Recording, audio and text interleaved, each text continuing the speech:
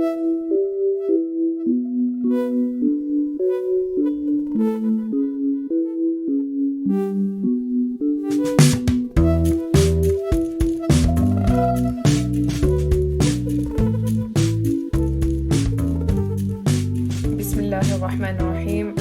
alaikum everyone, and welcome to this episode of the Qarawiyyin Podcast.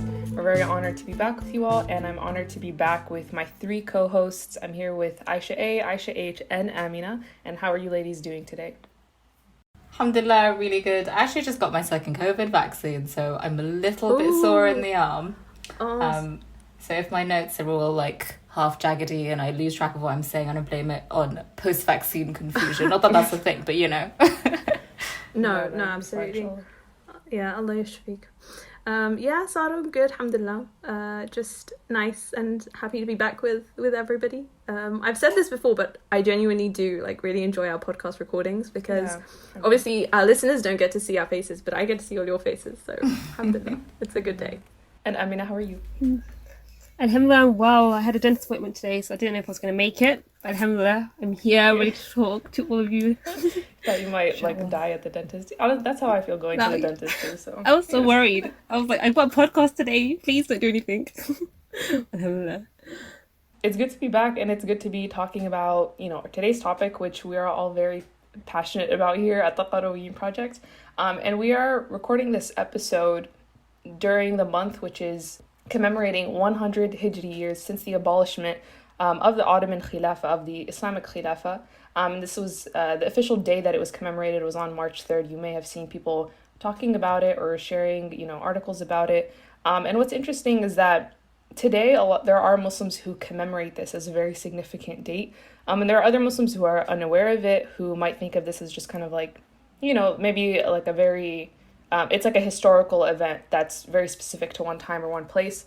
But when the abolishment of the Khilafa took place, this was actually a really traumatic event for the entire Ummah at that time. And this was something that was significant for all Muslims, even though at this point the Ottoman Empire was not, its jurisdiction was not as widespread as it once was. They weren't ruling over, majority of the Muslim lands, but it was significant for all Muslims. And we'll talk about that more later, how serious of an event this was for the Ummah. But what is interesting is that we see at this point a political leader and a political system that were significant to people who lived outside of the borders of the jurisdiction of that government. And it was significant to people for one reason alone, which was Islam. What we had in common was Islam, and the Khilafa was significant to all Muslims.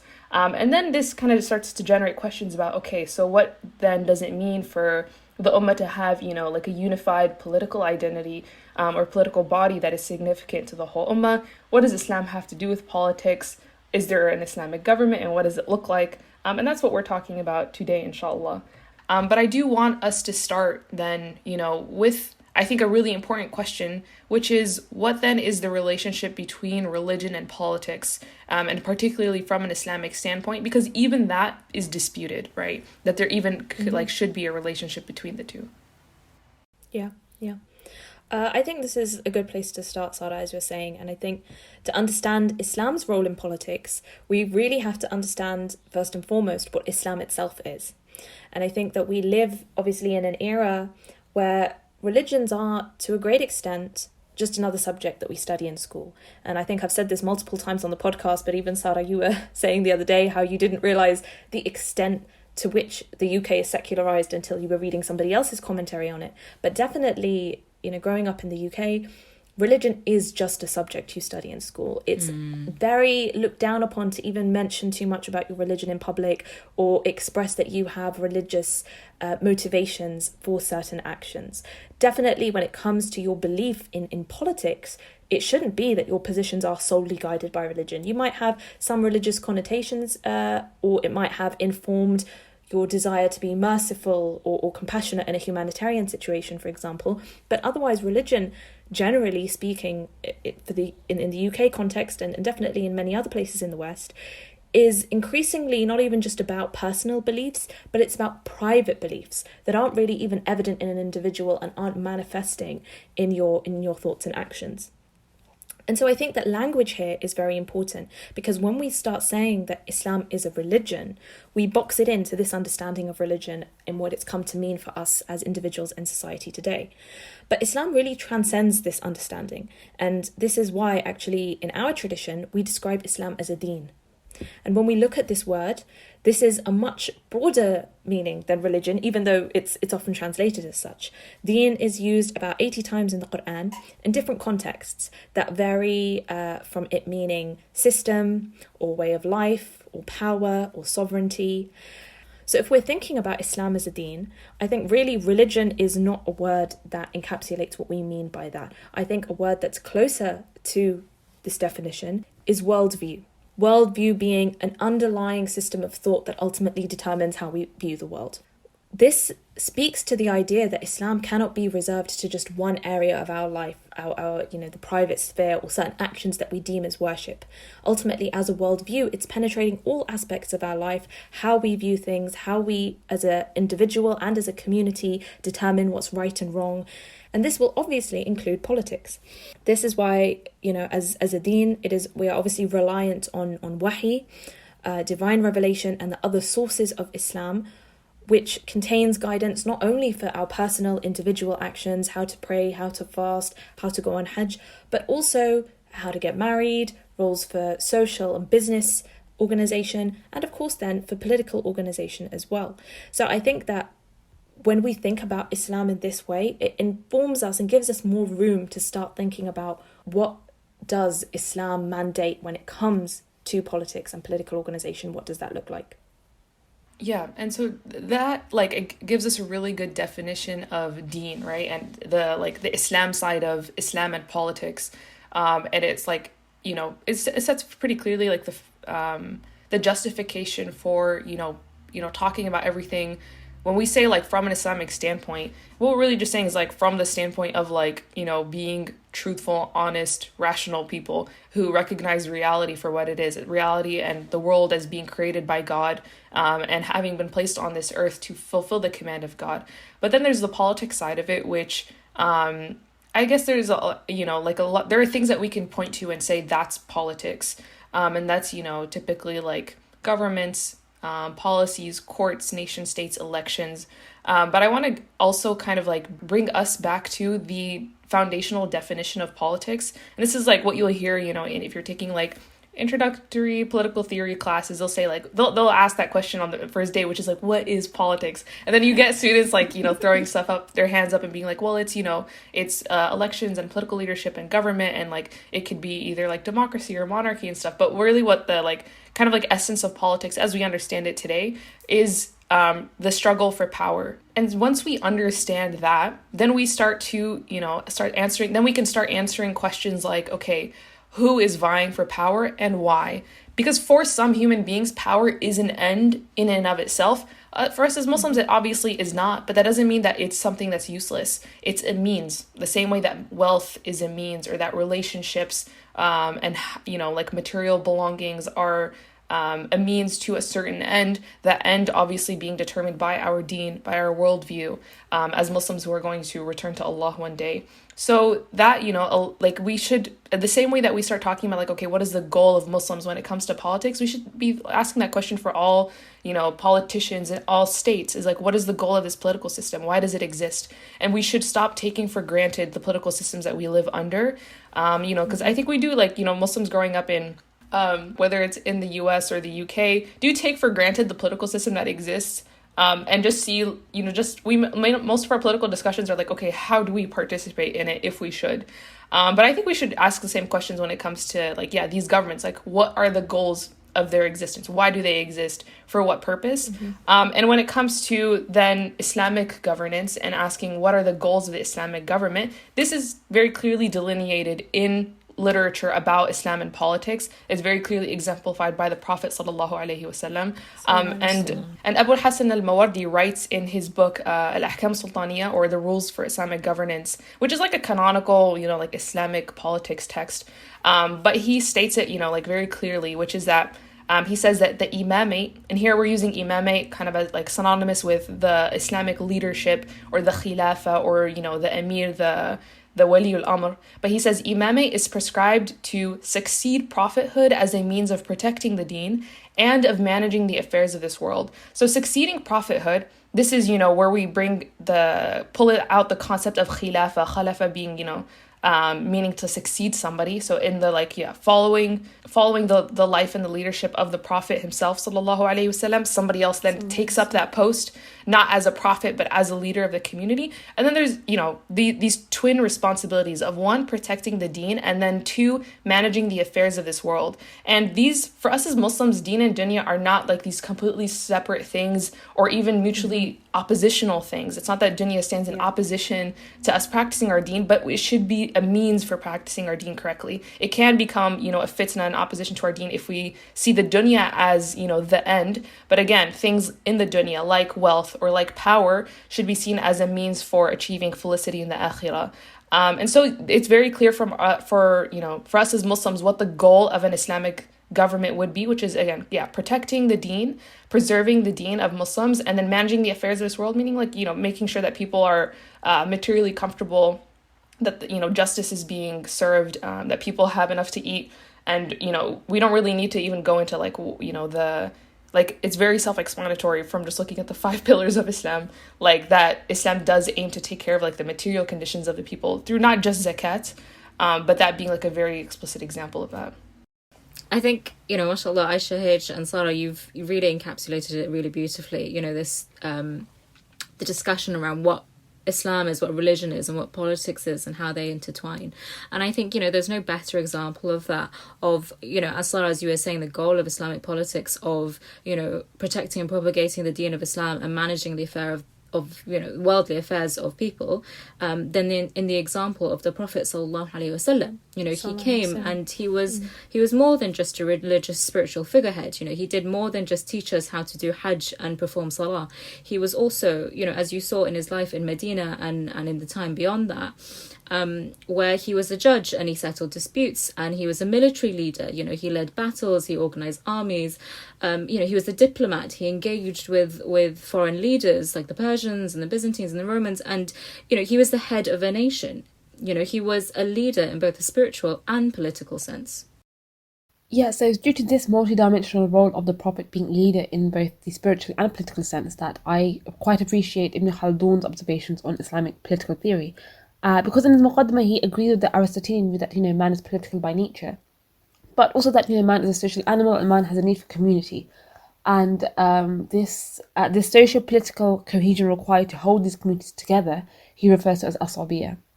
And, he says that rational politics, relying on intellectual reasoning, can form a model of governance capable of addressing general public concerns, however, consider only the temporal dimension of life. It does not touch upon spirituality and the metaphysical. So the question then is, with regards to politics and governance, do we require a transcendental dimension to our political order? And essentially this all comes down to what purpose we think we are on earth for. And then the limitations of such a political order are quite clear to us as Muslims. And why he asserts that Khilafa is the best manifestation of a political community, as it takes into account both the temporal and eternal interests. And as Muslims, we should always have the akhirah in mind, right?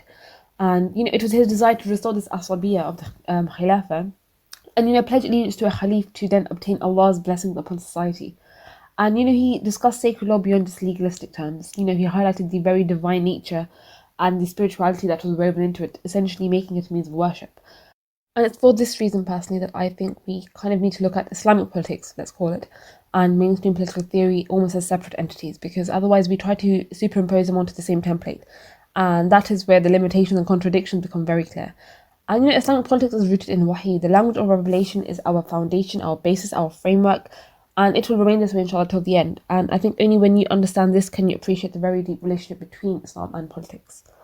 Yes, I love the way you put this, Amina, in terms of this being, that we approach this from the language of revelation, directly from the command and the message that we received from Allah subhanahu wa ta'ala through his Prophet sallallahu alaihi wasallam.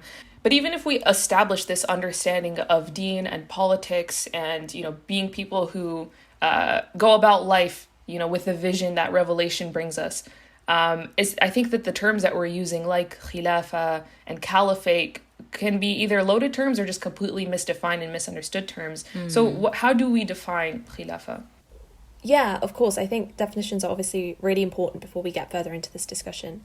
I mean, linguistically, both At-Tabari and Ibn Kathir both explain that the word khilafa comes from the root word khalafa, which in Arabic means to take someone's place in a particular situation.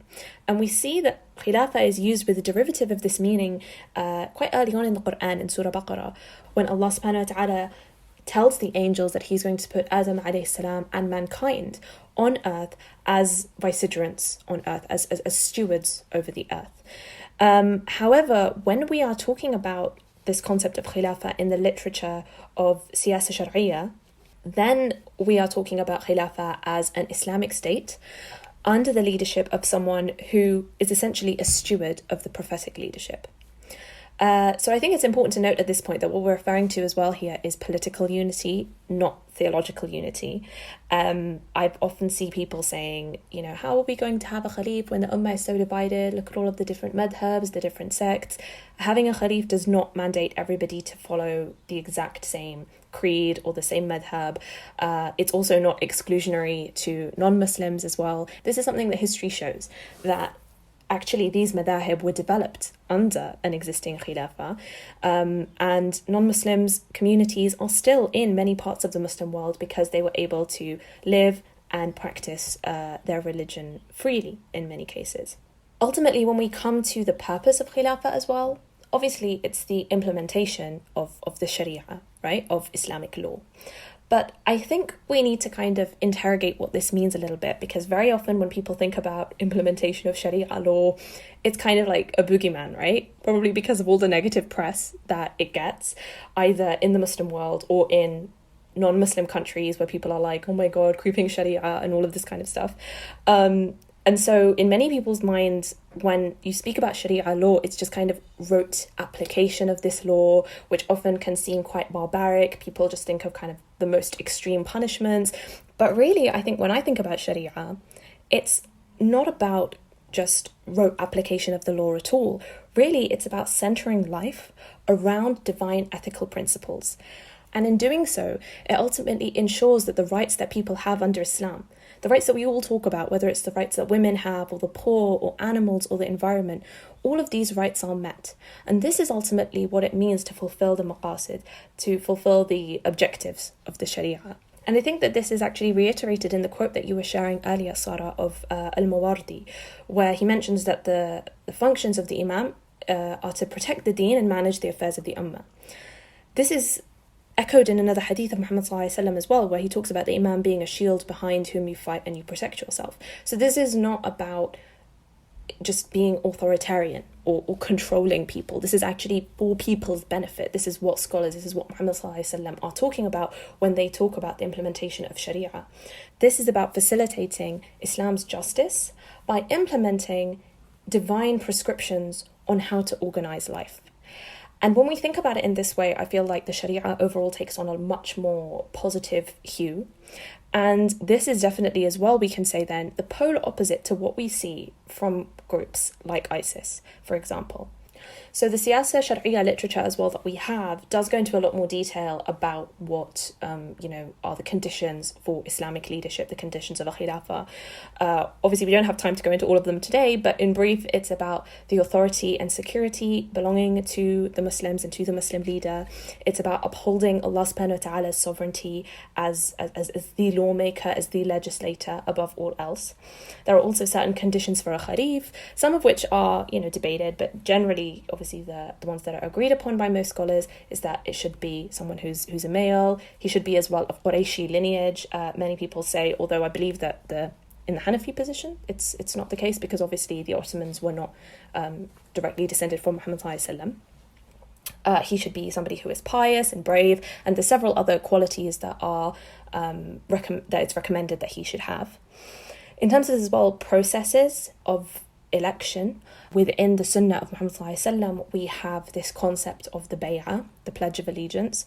This is obviously how Muhammad sallallahu alaihi wasallam rose to power in Medina. It was at the Pledge of Aqaba, both times, the first and the second, when groups of people from Medina accepted Islam and they essentially gave him the right to govern them, and they surrendered and they submitted to his will ultimately. There's also this concept of shura, which is consultation in the Islamic tradition, which is about the leader looking to people of expertise within the community and other community leaders and local representatives for advice and for input on how different things should be run in the state. And these two things really point to the fact that the leader of the Muslims should be established through some kind of designation or election in the community. This is how authority ultimately comes to be legitimate. And really, for me, I think it shows the very communal nature of Islam. Again, this is not about authoritarianism or just one person seeking to control and dominate over everything else. This is a very functional role. And I think that this is then again emphasized when you look at the literature, when they talk about how the Khilafa does fulfill the functions of leadership and avoids anarchy. Well, we know the hadith that Muhammad ﷺ said that if there are three people going on a journey, one of you should be appointed an imam. But Ibn Taymiyyah actually extrapolates from that, and he highlights that if leadership is emphasized here on a somewhat basic level, what about on a broader level when you're talking about societal governance? And then, of course, there are certain specific roles as well that the Khalif is supposed to carry out.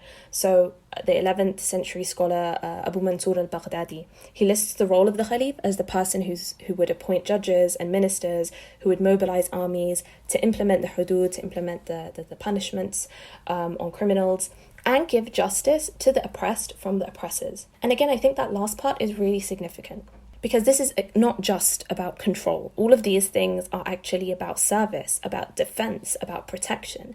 When we read this topic from our own sources, really I think the image that we get is it's much more about centering life around these Islamic ethics for the sake of justice, not for the sake of just complete control and domination, which is how it's presented by the media or in other literature today. I think that's, that last point that you were mentioning, Aisha, that's key. To the Khilafa enshrining all of these divine ethical principles of Islam. So, oftentimes when we nowadays talk about Islam and this is what's great about it, and look, it, promotes, rights for women, and it safeguards the orphan, and it promotes, feeding of the poor, etc.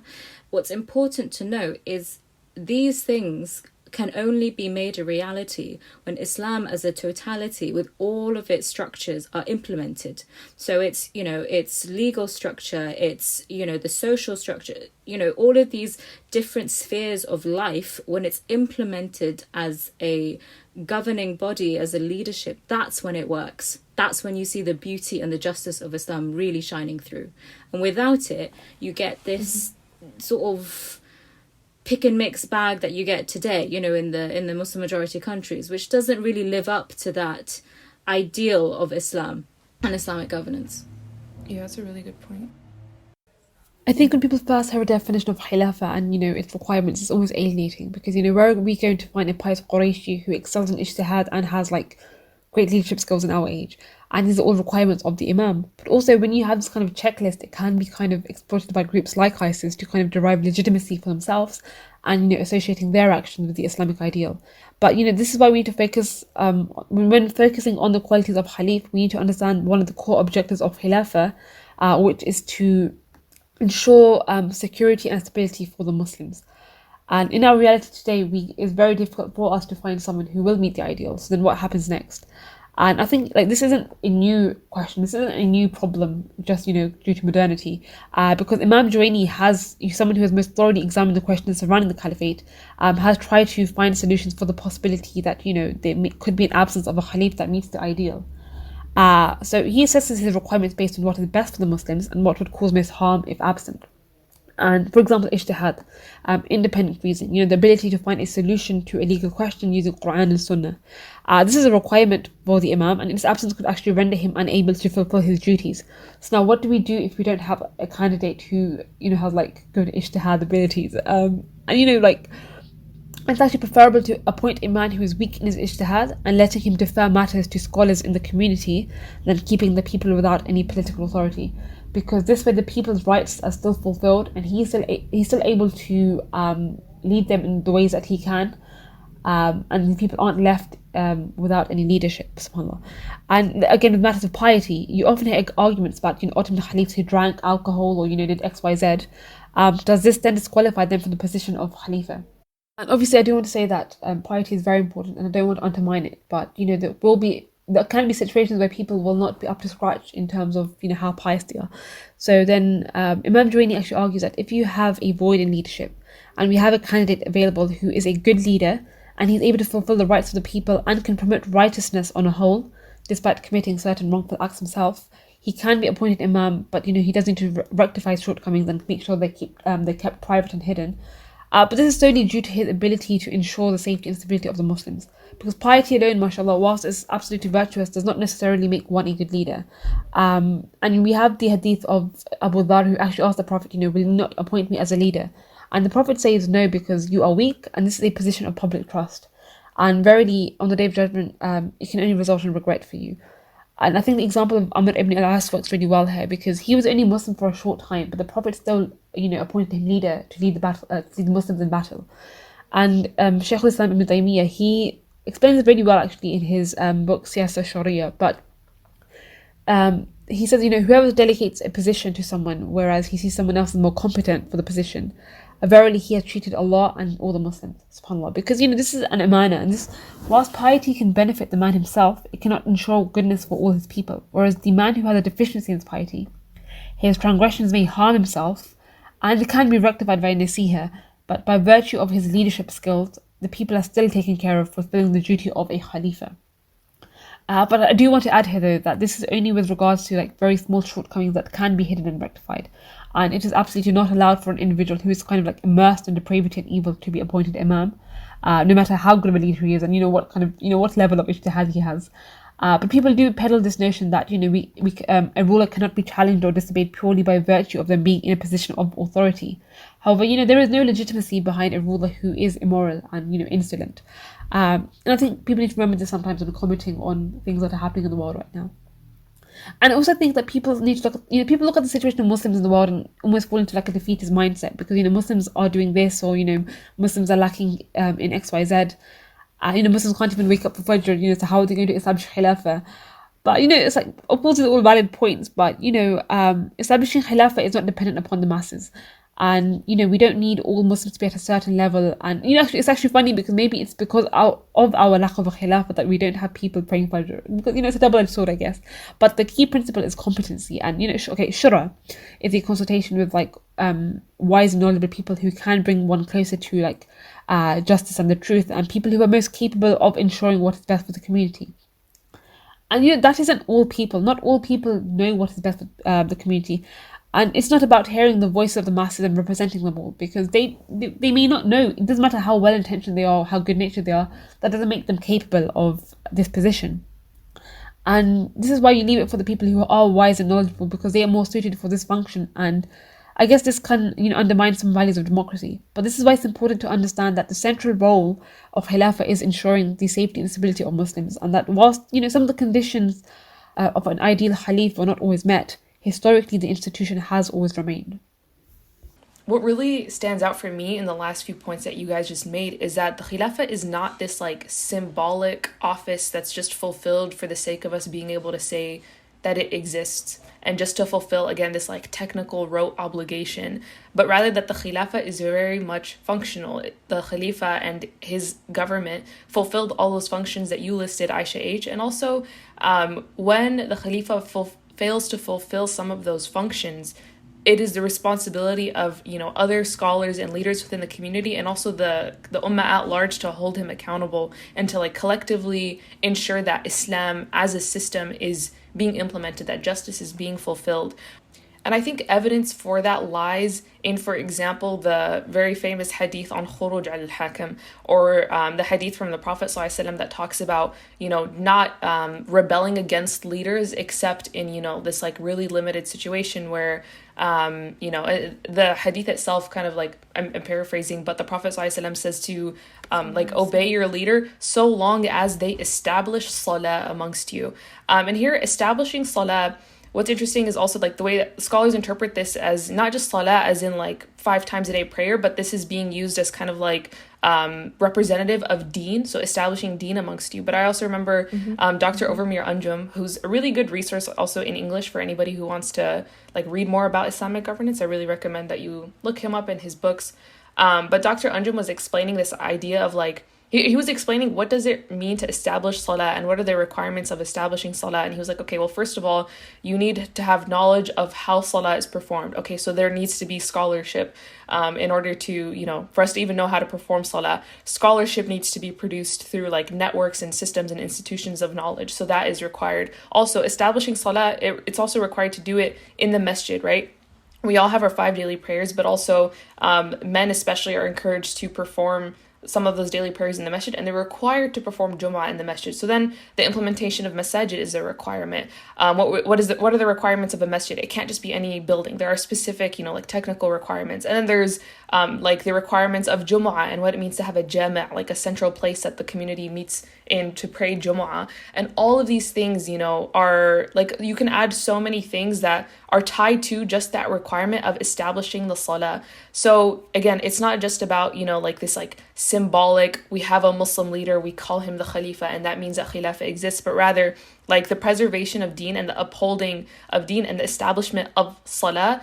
It requires like this whole broader system that is very much functional. It should serve certain functions.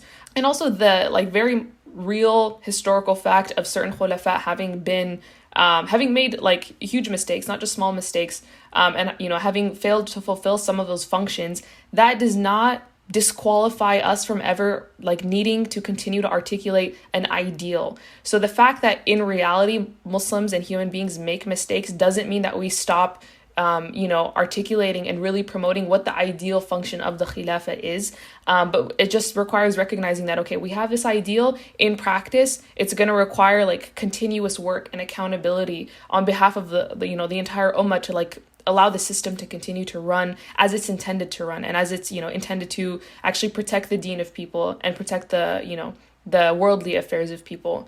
And I hope that this proves also that this whole discussion and this whole concept of Islamic governance is not purely theoretical, because I think that that's a common accusation when people start talking about Islam and politics, that, people throw around this argument that it's like, okay, well, you're focused so much on like these theoretical faraway ideas, you should be focused on like the practical and stuff that you'll actually be held accountable for on the day of judgment and whatever. But no, this is evidence for the fact that this is very much a practical matter, that like the physical safety and security of Muslims as well as the deen and the iman of Muslims, these are things that Khilafa and Islamic governance like the purpose of Islamic governance is to preserve those things. And we can see very clearly by looking at the state of the ummah today, where we see like not in one place but in multiple places where a literal genocide is taking place against Muslims, where Muslims everywhere lack political self-determination, even though we've formally decolonized, but Muslims don't really have we don't really have independence,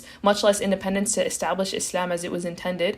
And we not only are we witnessing like all of these crises, but we feel so powerless and helpless to do anything about them.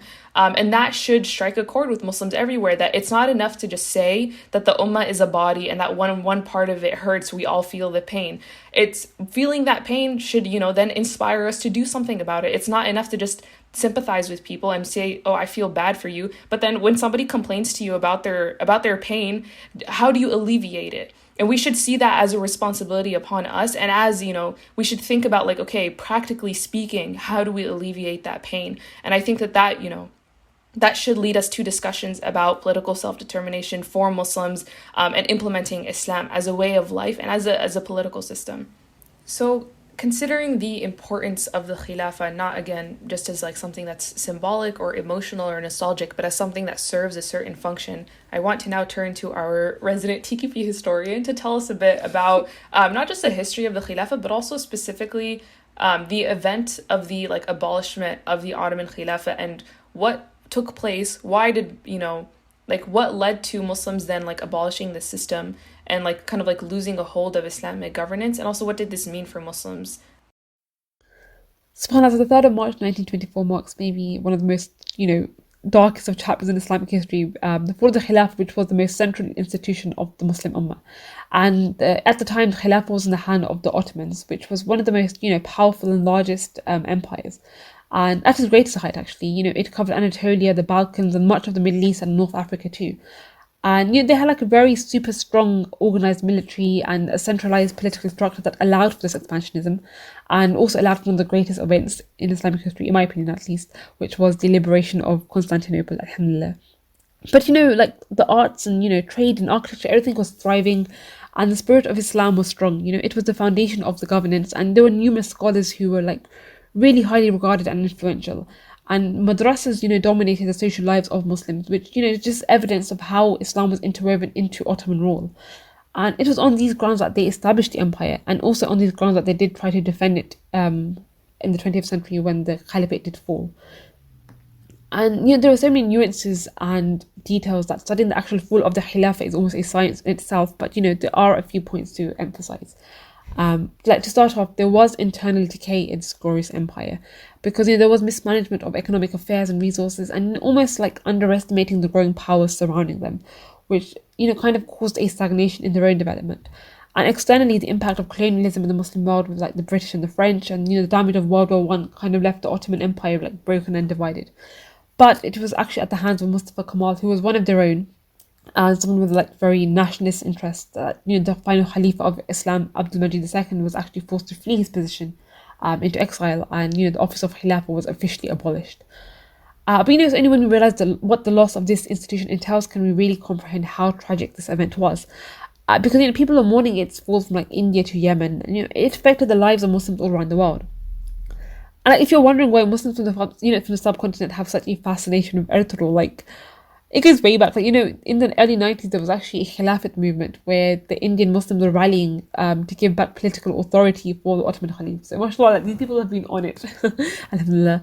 But what is now known as Turkey was essentially the center of the Caliphate, but it was transformed from an Islamic nation to a modern secular state where the policies of Kemalism kind of altered every aspect of life, because he banned the Ottoman fez and the hijab.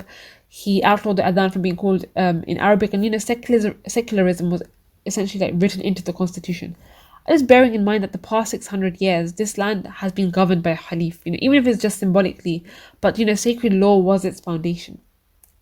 And I guess the most hard-hitting loss for Muslims around the world was the fact that we lost an institution that was put into place by our beloved Rasul. And this was our connection to the Prophet himself. And Muslims were left not only leaderless in the political sense, but also because they had lost this divine connection. And this is pretty much unprecedented. Like, we make memes, but the people back then were a bit more sophisticated, and they were writing elegies and very deep emotive poetry because for many of them there were very real eschatological undertones, because this was like a sign of qiyamah for them, because being without a Khalif is almost unimaginable. And like even in practice, if the Khilafa had deviated, it still undergirded their entire life and shaped their culture, and this was their connection to the Prophet. It was a divine blessing upon them, and now without it, it essentially symbolized doom. And I think only once before had the Khilafa actually fallen, and this was after the Mongol invasion of Baghdad, and it was quickly reinstated in Cairo. But that interim period without a Khalif was regarded as one of like the most tragic of events. And scholars like Ibn Wasil actually said that Islam had never been afflicted by a greater calamity than the Mongol invasion. And the sentiment was absolutely mirrored in 1924 as well at the fall of the Ottoman Caliphate, when the Shaykh al-Islam Mustafa Sabri, he evoked such vivid imagery in his critique when he said the two swords of atheism and nationalism had slaughtered the Ottoman Caliphate. And we need to look at what we actually lost, and it gave way for wars and political and economic instability, poverty around the Muslim world, and even apostasy, subhanAllah. And the Muslim world was carved up through the Sykes-Picot agreement. And Palestine, we lost Palestine, subhanAllah. And this is the same Palestine that Sultan Abdul Hamid II said that he would not sell 1 inch of it because it was not his to sell, rather it belonged to the Ummah. So this is our reality now without having a Khalif and a Caliphate. And actually, Imam Suqi wrote after the Mongol invasion that his reflection was actually to perpetuate a collective mourning for the Muslim community, that the prospect of being without a Khalif should fill us all with so much dread. And there are examples of scholarly work starting with this year past with the Muslims having no Khalif, subhanAllah.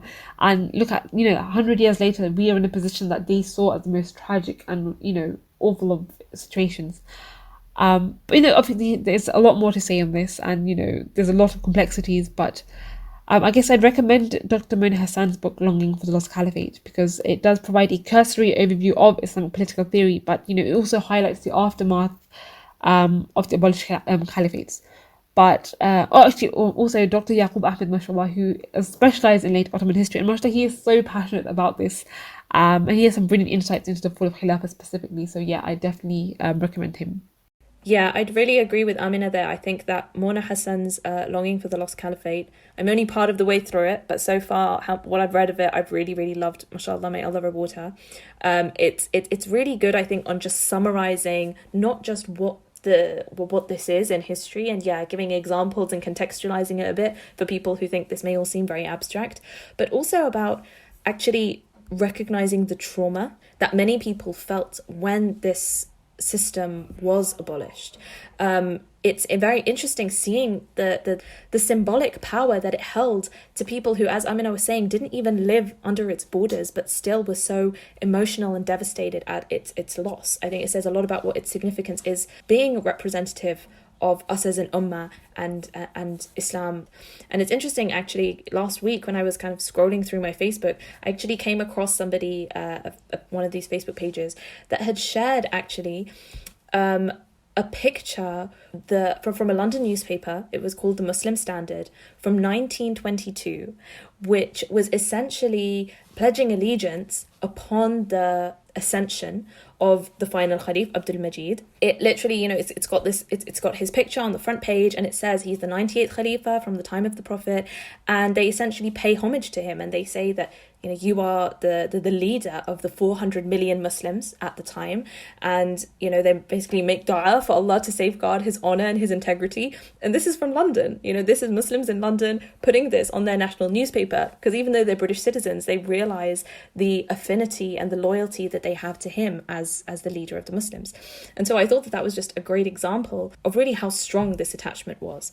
And I'd also say that I think a lot of the trauma of that time remains very unresolved, not just for Muslims kind of around the world, but even just subconsciously within our psyche. We often talk about Muslims having like a victim complex, or Muslims, feeling the need to put people down in Muslim countries. You see this a lot of time, Muslims in the West talking about how bad Muslims are back home. It's almost because they feel like, there's no strong Muslim state to point to anymore. There's nothing to take pride in or take honor in or say that is an honest representation of Islam. And so instead people resort to kind of self-hating, essentially. And I think that once we carve out a space for us to speak a little bit more openly about that trauma and about what can resolve it, we'd actually see some more productive conversations happening. Yeah, subhanAllah. I remember you showing me that picture of the newspaper, and it was just, I don't know, it's so interesting to try to conceptualize this different, Muslim political imaginary that just existed throughout the ummah, outside of the jurisdiction of the Muslim lands. But now, 100 years after that, we're 100 hijri years on from the abolishment of the Khilafa. How would you say this concept and, especially I think the terminology is what, sometimes people can be allergic to, but how is it perceived today amongst Muslims? I feel like many people are disconnected from the concept of Khilafa because they feel like it doesn't actually involve them, rather, it's relevant to a small group of academics and, ISIS essentially. But, that's a tragedy because Khilafa was an institution that penetrated through the hearts of all Muslims, be it scholar, politician, just like the average layperson. And, with regards to academia, that's where a lot of talk of Khilafa actually happens. There are some who undermine the historical significance and do try to downplay its influence in society. That the Rashidun, after the Rashidun Caliphate, it actually became a very hollow and corrupt institution. But I can appreciate the romanticization of Khilafa, and a lot of Muslims do romanticize it. And we need to actually check that romanticization because people will be a bit disappointed. But especially after later caliphates were far from the ideal. But what they symbolize was still regarded very highly throughout the Ummah. And this is apparent on both after the Mongol invasion and the fall of the Ottoman Caliphate. And so in prep for this episode, I did ask a few people what the Caliphate meant to them. And, after hesitating, it was always the same answer, which is ISIS. And, it's literally taken over the whole discourse to the point that, there can be very serious consequences with organizations like Prevent, which contributes not only to the censorship of the concept, but also our ignorance of the concept. And, scholars of the past would, they would write treatises and speak on the Khilafa in their weekly sermons. And people were very well aware of the concept as a whole. But, when was the last sermon we heard that spoke of Khilafa? And with reason too, because there are very real fears, like Guantanamo exists, subhanAllah. But, there was a Yaqeen article published about a year or so ago, and there was an academic who wrote a critique, and when he tweeted it, he tagged national security officials as well, subhanAllah. And this is literally like the nature of this concept, and this is how, you know, people, it's in this paradigm that people will approach Khilafa. But you know, like, I do make jokes sometimes that we need to reclaim our language and, you know, our religion. But you know, the inability to talk about Khilafa outside the context of ISIS and just losing the ability to call something by its name is truly a tragedy, because you know, we can afford to not speak about it because, you know, we are living very comfortably in the West. But you know, that is not the case for many Muslims who are oppressed and who are living under dictatorships and, you know, are relying on a Khilafah to liberate them. And, you know, I'll mention Kashmir specifically because I've noticed they always call for Khilafah. And they don't call for the Ummah or like a pan-Muslim, you know, unity. They call for Khilafah to liberate them. And it's literally written on their walls. That's part of their movement. And you know, when I say the tawakkul and the faith they have in the institution, I feel so embarrassed because, you know, our unwillingness to then speak of Khilafah is partly due to the privileges we have. And, you know, we demote this idea of Khilafah to a very, like, mythological status, you know, that, you know, it's unfeasible and, you know, maybe, like, even undesirable at this point. And then you even have Muslims who resort to labeling you things like, you know, Ikhwani or Hizbi, and, like, not to be, like, dense, but, you know, I understand the obstacles that are in a way, and how Khilafah is not the only issue and probably is the least feasible at this time as well. But I just wish some people had, you know, the same faith and optimism in Khilafah that they show democracy, you know, which is seen as a favourable mode of governance, despite many people still suffering under this shade of democracy, subhanAllah. Yeah, and as we can see today, democracy is not all that great. It really, really isn't. But I think this reluctance to talk about Khilafah in particular, I think it's also almost like a colonial souvenir that we've kept. You know, after, you know, Britain and France came and ransacked our lands, we since then have, you know, they've erased our Islamic history to the point where we are barely conscious of it. Like, Muslims nowadays are so out of touch with their Islamic history. And I, like, fully include myself in that number up until very recently, because you just, you know, there's like a whole blank. I learned about Henry VIII and I didn't learn anything about this Muslims beyond, you know, Muhammad Sallallahu Alaihi Wasallam and, you know, maybe some of the, you know, the four Khulafa after him, but that was it. And then there's like this huge like chasm of Islamic history that I have no idea about. And then you hear whispers of like an Islamic golden age, and it's like, oh well, the Muslims popped up again, and like, you know, between here and now there are like all these big massive gaps, and it's like, well, but like, how did Islam come to India, and how did Islam come to like Malaysia and like spread to all these places? And like, you know, there was a mechanism, there was a machine that was pushing all of this. There was a whole Islamic, you know, there was a Khilafa that existed that we've, you know, been just completely clueless about for a really long time. And I think also more recently, you know, post 9/11, with this whole very Islamophobic heavy propaganda that we see in, you know, global news outlets, basically pushing that anything related to Islam or classical Islam or traditional Islam is inherently, you know, violent or extremist or related to terrorism, and anything relating to politics, you know, especially with ISIS, like Amina was mentioning, it's just, you know, really blacklisted the topic altogether. But, you know, we should reclaim our history for that, you know, to jump on the bandwagon, but we should definitely, you know, refamiliarize ourselves with, you know, the Islamic legacy of what the Khilafah actually is, and not, you know, feed into what the Western media would like to vilify us as, and, you know, the Prophet's legacy as well. Yeah, I definitely think that, you know, knowing our history on our own terms is really, really important, as you've said. And I think that sometimes we have that tendency to be just ashamed of it, and kind of it's not an appropriate conversation that we think we can have even in Muslim spaces, because alhamdulillah, I was raised with this idea as I was growing up, and it was just a very much an intrinsic understanding that ultimately, you know, when we look at various aspects of Islam, and when we think about the political aspect of Islam, it manifests through this institution called the Khilafah. But when I went out into other spaces, when I was sort of tried to speak about this idea in certain Muslim community events, or even with just extended family, it was a shock, because it was very much frowned upon that we should even discuss some of these things, or that they should be on our minds. And for me, that was just, you know, that kind of dissonance there led to a lot of confusion. But I think that fundamentally we need to recognize that the existence of the idea of Khilafa really isn't controversial because it's in the history books. You can go and you can study it at universities, be it Islamic or secular. And it's something that actually, when you look at the scholarship on this, you see that there is quite comprehensive agreement of all the different sects of Islam upon when it comes to this issue.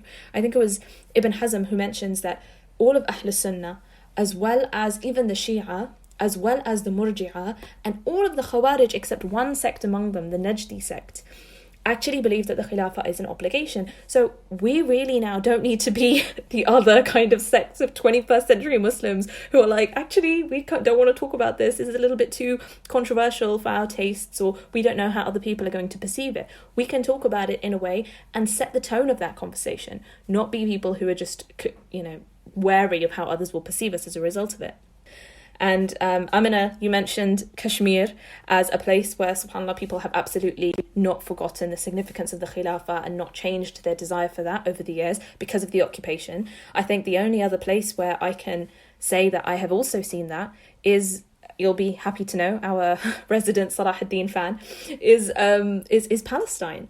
And I mean, we hear a lot about Palestine, obviously, in the UK and in the West as very much, I think, a nationalist cause primarily, but also obviously an Islamic cause. I think there is that rhetoric there.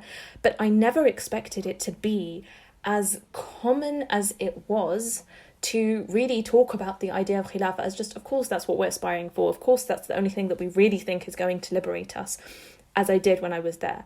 And obviously, alhamdulillah, I was able to go in Ramadan, and it was the 27th night of Ramadan, during Tarawih, that in the Jama'ah of, I think, something like 700,000 people, the Imam, blatantly made dua for Khilafah to return and liberate Palestine, and everyone said Ameen. And I was like, wow, okay, didn't expect that. They weren't making dua for a two-state solution or a one-state solution, which, this is not a conversation about Palestine and, the future of Palestinian politics, although we have done another podcast episode on that. But if they are not shy about articulating that as a vision, it really kind of frustrates me when we in the West, often sitting in comfort, very much are. Yeah, I think it's extremely significant that the Muslims who are still attached to this idea of Khilafah and who still see it as the solution for their problems are the Muslims who are actually experiencing the consequences of a lack of political self-determination for Muslims. And where you see Muslims who are trying to, kind of diminish the importance of talking about Islamic governance and diminish the, even the idea of the obligation of Khilafah, who are the Muslims who are saying that? It's the ones who are, materially comfortable, the Muslims who don't really face, don't suffer any material consequences of the lack of, Islamic governance, are the ones who ironically enough, accuse the discussions about Islamic governance as obsession with dunya and obsession with material things. I'm like, yeah, you don't need to be obsessed with material things because you got it all. Why would you be worried about, material conditions of anybody if you're straight chilling, in the West or even in the Khalij, where in a lot of places all over the world where Muslims are not really, they don't wake up and see material suffering around them. And that's the thing, is also, like we said, the purpose of the Khilafah is not just ensuring the material well-being of people, it's also preserving the deen of people. And I think Muslims who are living in material comfort should not fool themselves into thinking that as long as, I'm able to pray 5 times a day, as long as I'm able to wear my hijab and do dhikr in my home and call myself a Muslim, that I've that my deen is preserved. Because even the extent to which we're able to practice and talk about Islam in, where we live in the West, is still, it's policed and determined by a non-Muslim political entity. And that the amount of freedom of speech that we think we have, it's not something that we are able to determine for ourselves. It's still externally policed for us. So we shouldn't think fool ourselves into thinking that we haven't suffered any consequences of the lack of political self-determination for Muslims. Yeah, absolutely. And even if we collectively recognize the problems that Muslims all over the world are facing, I think some people will still dispute whether Khilafah is not only whether it would solve these problems, but whether it's necessary at all. So how do we explain, the necessity of the Khilafah? So I think that's a really important question, because, oftentimes you hear a lot of Muslims saying, well, who admittedly, they feel for the struggles of our Muslim brothers and sisters across the world, and they turn to things like the UN or democracy for solutions and answers. And like you said, the question of is the Khilafa even necessary comes into play. And so as we do for every other aspect of our lives, we look to the Quran and Sunnah and the Ijma' al-Sahaba, or the consensus of the Sahaba and what they did to guide us, essentially. And after the Prophet ﷺ passed away, what did the Sahaba do? We know when somebody passes away, the fard is to bury them as soon as possible, right? But in the case of the death when Muhammad ﷺ died, the Sahaba, among which were, Umar radiallahu anhu, Abu Bakr radiallahu anhu, the most eminent Sahaba amongst them, they actually delayed the burial of the Prophet for 2 days and 3 nights until the next leader of the Muslims, the next Khalif, was chosen. So why did they do that? And there's a consensus amongst many of the classical scholars, Imam al-Shawkani, al-Juwayni, Qurtubi, Ibn Khaldun, that the importance of choosing Khalif was such that, it outweighed the importance of burying the Prophet ﷺ. Now that should, the significance of that should really strike us all, because this was no just, ordinary man, right? This was the Prophet ﷺ, who brought us our deen, basically, and who showed us how to be Muslims. But the fard of choosing a Khalif was so important that they delayed the burial in order to decide who would be the next leader of the Muslims. And we see this, the necessity of having a Khalif and a leader. The Prophet ﷺ actually, foretold it during his lifetime. So Imam Ahmad narrated on the authority of Al-Numan ibn al-Bashir that Rasulullah ﷺ said, "Prophethood will last with you as long as Allah wants it to last. Then there will be Khilafa according to the method of prophethood, and it will last for as long as Allah wishes. Then He will lift it if He wishes. Then there will be hereditary rule, and it will last for as long as Allah wishes. Then He will lift it if He wishes. Then there will be an oppressive rule, and it will last for as long as Allah wishes. Then He will lift it if He wishes. Then there will be Khilafa according to the method of prophethood." Then he, sallallahu alaihi wasallam, fell silent. So we can see, at the end of this hadith, it says very explicitly, there will be Khilafa according to the method of prophethood.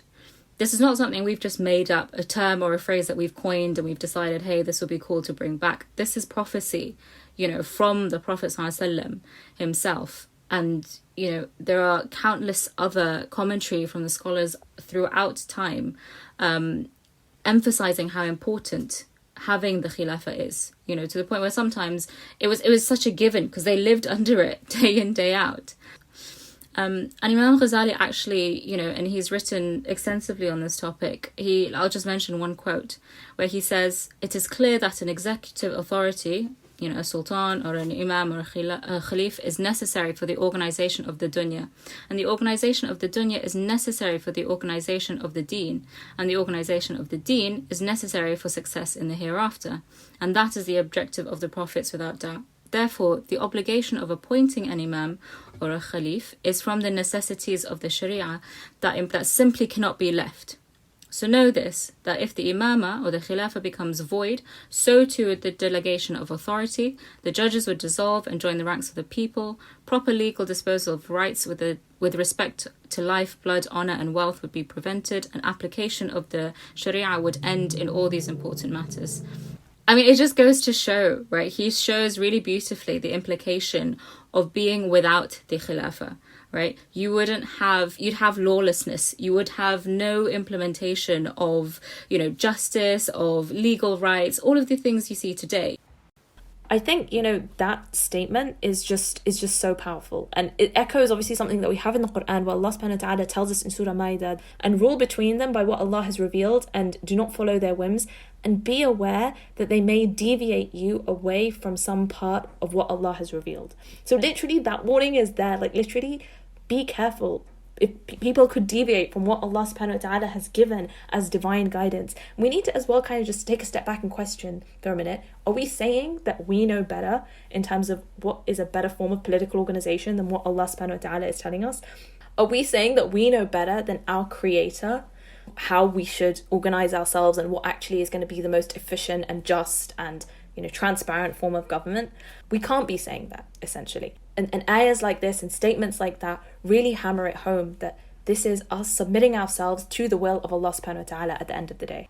Yeah, see, it's such an interesting statement from Imam al-Ghazali, and also, if I'm not mistaken, he was one of like a certain minority among scholars who not only emphasized the obligation of the Khilafah, but went so far as to say that Islamic contracts and even things like marriage contracts are void and invalid without the existence of this Islamic political system and a court system which kind of protects the rights and implementation of those contracts. That's again, I'm not trying to say that is the opinion, but to say that I think it's so significant that somebody like Abu Hamid al-Ghazali would go so far as to say that in trying to state the importance of the Khilafah, and not just, again, the symbolic importance of it, but the function of it. And I remember we were talking about this earlier, Aisha, about how, Ibn Khaldun, for example, is almost in a way depoliticized, because even I I haven't read much of him, but I know him as kind of a sociologist historian, but he actually has a lot of work on governance, and Imam al-Ghazali as well is when is he painted ever as a political theorist, even amongst Muslims? Amongst within Islamic discourse, usually it's about his very beautiful, wonderful work in the Ihya having to do with tazkiyah and stuff, but he talks about this in Ayyuha al-Walad. He goes so far as to say that encouraging us to be wary of scholars who are in bed with politicians. There is no shortage of discussion amongst classical scholars and amongst these giants of our tradition about Islamic governance. There's no shortage of there's no shortage of evidence in the Quran and in the Sunnah about political leadership and about political organization, about ruling by the law and the command of Allah subhanahu wa ta'ala. But how do Muslims reach a point where they think it doesn't exist, where they think that Islam doesn't say anything about politics or governance, and that all it contains is these vague prescriptions about being just good, nice people, and that can that can look different in different times and places because Islam is timeless, and it turns into this this whole other conception of Islam as just I don't know, this moral encouragement to just be the best you can be wherever you're placed, and not try to actually not actually try to organize a system based on Islamic principles, because we think that those principles don't exist or haven't been articulated. But it's not, again, that they haven't been articulated, but if Muslims go long enough without a Khilafa, if they go long enough living in political contexts where maybe these things don't seem immediately relevant, okay, we stop talking about them, and eventually we think that they don't exist. And this is really dangerous, because I remember I was asking my mom in the lead up to this episode, because personally I grew up with this concept of Khilafa referring to the Khulafa al-Rashidun, the rightly guided caliphs that succeed the Prophet sallallahu alaihi wasallam, but I didn't have necessarily this broader conception of Islamic governance as this a system. And as something that continues after the Khulafa. And I remember, I was thinking about this yesterday. I was I learned about the Abbasids and the Umayyads as Arab dynasties, and which is not to say that they were perfect Muslim leaders, but I didn't even think of them really, I didn't learn about them as Khulafa who worked Islamic leadership. Yeah, and I didn't even think about that as continuing beyond them up until the Ottomans. After that, it was just kind of okay, Muslims ruling through different political systems that pop up throughout the world because humanity progresses or something. All types of really messed up assumptions throughout that took years to interrogate and unpack. But what was interesting is that I asked my mom, I was did you guys grow up with this conception of Khilafa being the system of Islamic government? She was yeah, we did. And we actually thought that symbols. She said that we thought it would actually come back in Algeria with the Sahwa movement of late 70s, with Islamic awakening, and especially when the feast, the Islamic Salvation Front won the early 90s elections. She was we actually thought that the Islamic Revolution was going to begin in Algeria, that an Islamic state was going to be established and that it would spread throughout the Muslim world.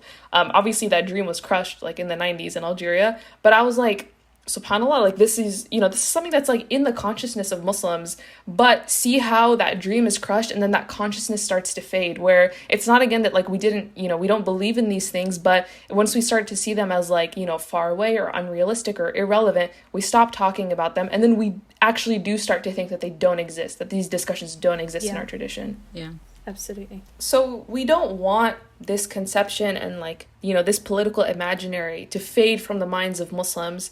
But if we are going to talk about then modern Muslims continuing to think about and talk about and envision Islamic governance, this brings up the question of, okay, what does it look like then to implement Islamic governance and to implement the Sharia as a system of rule today in our modern world? And do we have any examples of Muslim states who are doing this? Whether, like obviously we don't know of anybody calling themselves a Khalifa today, besides like, some jokers, but like, is there any example of like, or a model for Islamic governance in our modern period? So the short answer to that is no. The longer answer is, as we've spent, most of the first half of this episode defining, a Khilafa is, the goal of Islamic politics and a Khilafa is to protect the deen and manage the affairs of the world as prescribed and legislated by Allah subhanahu wa ta'ala, right? You rule by Allah's ahkam, right? By Allah's laws. That very simply is not being done anywhere in the world. And as somebody who's actually lived in one of these Muslim majority countries, the key difference between, true Islamic governance and these Muslim majority countries is, in Islamic governance, you rule by, what Allah said you should rule by. That's what defines all of your laws, and that's the ultimate aim. In these Muslim majority countries, it's almost like this pick and mix bag of like a weird dance / marriage between democracy and like certain Islamic rulings. So they will they'll have a democratic government, and they will vote on legalizing things that go, they completely contradict, Islamic laws and Islamic teachings, and prescribe them as being great or whatever. But then they will have things like, Islamic marriage courts or like inheritance laws and that sort of thing, which only apply to the Muslims. And it doesn't really work because yes, you will have Eid as a public holiday, but you will have things like Malaysia and Indonesia rejecting Rohingya Muslims, or Turkey closing their borders to Syrian refugees. Like, these are not things where if they were truly leading by Islam, by Islamic principles, if they were truly Khilafas, they wouldn't do that. Like if a Muslim brother or sister is running to you for refuge, you do not close your borders to them, right? You do not turn a blind eye if it's not in keeping with your, economic policies or with your trade agreements, with certain countries. You don't just continue trading with China and ignore the fact that they're actively committing genocide against your Muslim brothers and sisters, the Uyghur Muslims. That's not part of your behavior, right? And again, like we said, you cannot... you can't take some of Allah's laws and be like, yeah, I'm going to do a bit of it, Allah, but I'm not going to do the rest of it. And like, yeah, this is fine, that's not okay. Like, that's not how it works. Yeah, coming off of that, I think when we think about any form of governance or statehood, it's not just the total sum of its parts, if that makes sense. So if you want an Islamic state, you just Islamicize everything about a state. You just have everything the same, but with an Islamic hue. Nations are ultimately built on shared beliefs in more abstract concepts, like ideas to do with sovereignty, citizenship, nationalism, even how we construe society, the relationship between different groups of people, how we understand power and hierarchy, how we organize our resources. This is ultimately what political and economic theory is based on, which forms the foundations of how we understand different forms of political organization, right? And Islam has wholly different conceptions of these ideas compared to how they are imagined and implemented in the world today. And this has created a certain level of dissonance between what Islam talks about and what these Muslim majority nation states act upon, that I think really none of them have really been able to coherently overcome. But I remember puzzling over this question as to, what about Saudi Arabia, what about Iran, what about other Muslim countries when I was young, particularly with Saudi Arabia, because I think several people in the UK really used to make out that these are the this is the best Islamic state that we've got in the world right now, the best Islamic country. The leaders actually call themselves guardians of the Haramain. So even if they're not claiming that title of Khalif, they are claiming some kind of religious title, some religious symbolism. And so actually, I remember when I was like in college, I think I was, high school for the non-Brits listening, I remembered like Googling the Saudi constitution. And looking at, okay, if people are saying this is an Islamic state, what does their constitution say? What about it is looking Islamic? If they're implementing Islamic law, what is there to that? And it's interesting because with Saudi Arabia, as with many other states, including Egypt and Pakistan, what you very much find is that codified law tends to reflect Islamic fiqh, and that is often mentioned in the constitution. Although, to be honest, some aspects of that law, many would say, are influenced by cultural biases and a lot of misapplication. For example, Saudi Arabia's infamous driving ban. But other than that law being present and being stated to have been derived from Islamic fiqh or a certain madhab or the Quran and the Sunnah, there is little else that really anchors governance as Islamic. And I think, as Aisha's just been mentioning, this is very evident in foreign policy, where Islamic considerations completely go out of the window. But also, as someone from an economics background, I see this very much with regards to economics, where due to pressure and often willing compliance from Muslim states, you have variants of capitalism and previously socialism being implemented in these countries, with little effort to really engage on how Islam guides economic management. Ultimately, what we see is that Islamic language is used to strengthen the allegiance of various populations to their nation state. Because very often the people in these countries, obviously they are Muslim, they have that love and that attachment towards Islam, and they want to see that reflected on a state level. And you'll often hear like policymakers from these states, from these countries, they say that the reason they base certain laws on Islam is because it's the majority religion of their citizens. And some even, I've heard, go as far as to argue that if that was to change, or if people don't want certain things applied in the future, they would reconsider it. So ultimately, this implementation of Islamic law is being justified as part of this overarching liberal choice framework. It's not about Allah subhanahu wa ta'ala's sovereignty. So the political formations of these countries remain fundamentally secular, even if they have this kind of Islamic gloss over them. And in recent years, we've definitely seen in the case of countries like Saudi that they've been backpedaling on efforts they had made to make kind of their country's social norms, at least, in line with some understanding of Islam. And now, to be honest, I don't think they are pretending in any way, shape or form to be representative of Islam or all Muslims when they are inviting... Which celebrity was it? Which singer to Riyadh? Lady Gaga. Rihanna went to... Rihanna, okay. Didn't Nicki Minaj go as well? They all went, They invited the whole... It was a whole party. So whether it's Saudi, Iran or Brunei implementing these piecemeal efforts, I think we do need to kind of draw the line that this is not Islamic governance.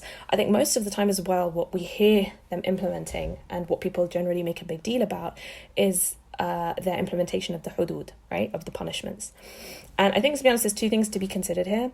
One, as we just mentioned earlier, this is the responsibility of the Khalif. So it's somewhat debatable as to whether they're at liberty to just kind of pick and choose what aspects they want to implement and be like, oh yeah, okay, we'll implement all of the punishments. I think there's a question and there's a discussion to be had there. But secondly, the implementation of the punishment system in Islam can only really be consistent when other Islamic injunctions are being implemented simultaneously. And we see this actually in a statement of Umar radiallahu anh, where he infamously suspended the penalty for theft, which as we know is cutting the hand of the thief, during a time of famine during his reign. And he said that, the hand is not going to be cut for theft when there are people in famine and there are people in hardship. So they're gonna steal in order to survive and just feed themselves. Anyway, the had doesn't apply to that people who steal when they're completely in need. But aside from that, Umar radiallahu anh had the wisdom and the foresight of a leader to be able to see that when people's rights are not being met, when other things in the system, when other obligations that the state has to provide for its citizens are not being fulfilled, it's unfair to just penalize people for something. And when we look at Muslim majority countries in the world today where there are some Islamic laws being implemented and people kind of resist them, very often this resistance is happening in countries where the everyday culture and education systems in these countries is heavily mirroring and also aspirational towards the West, right? So the pop culture that people are consuming is not Islamic. It's not building their taqwa. The education that these people are getting is not, really about it's not about Islamic governance, yeah? So it's really nonsensical to impose certain punishments on people when no or very little efforts are being made to actually embed the moral code from which these laws stem in the population, yeah? That's why, for me, I don't see it as surprising that we have countries like Tunisia.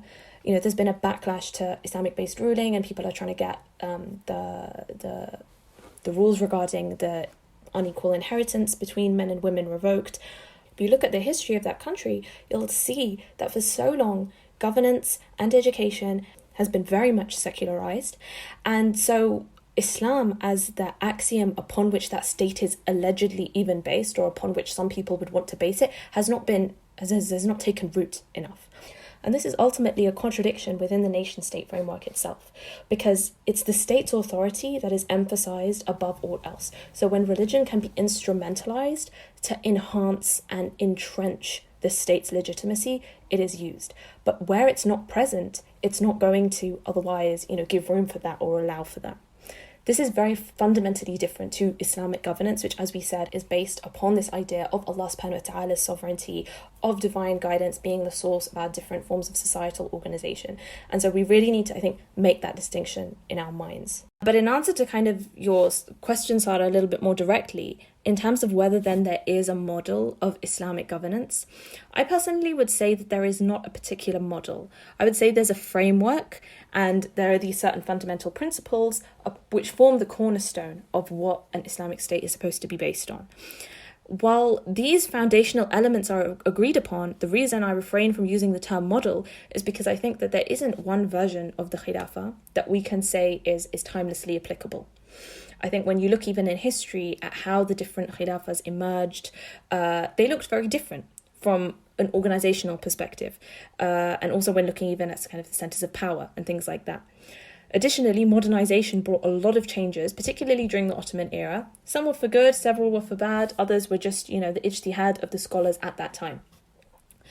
But essentially, when we think about Khilafa, I think we should put in as well, we should recognize for our own selves that this is not a static model, that we're talking about taking us back to the 7th century, Khulafa Rashidun, Umar radiallahu anh did this and this and this, therefore we can only do this and this and this. I actually would say that ultimately progress is built into this idea of the Khilafa, because the fundamental axiom is about applying Islam to new and emerging realities. And as we were talking about earlier, in terms of the requirements for a Khalifa, I was mentioning, being able to conduct independent ijtihad, independent legal reasoning, that's incredibly important. And even if the Khalif himself isn't able to do that, the whole point is that you stimulate a vibrant scholarly tradition that ultimately is aimed at serving the needs of the people at the time. So there isn't a model of Islamic governance, but I don't think we need to think that that means Islam isn't good enough. I think that shows that Islam is actually even better than what we think, because ultimately it's got that foundation, but it's also allowing it to be dynamic and flexible and live up to the fact that this really is a deen for all time. Absolutely, yeah. And that's in, that's reflected in like all of the discussions that we have about like ikhtilaf and like difference of opinion and like pluralism within Islam and amongst Muslims. It comes back to the fact that there are foundational principles and there is some room for flexibility, but there are parameters, and those parameters need to be set, like they are clearly set, maybe more clearly set when it comes to something like aqidah, like, creedal beliefs, that we can like very clearly delineate like what beliefs you have to be a Muslim.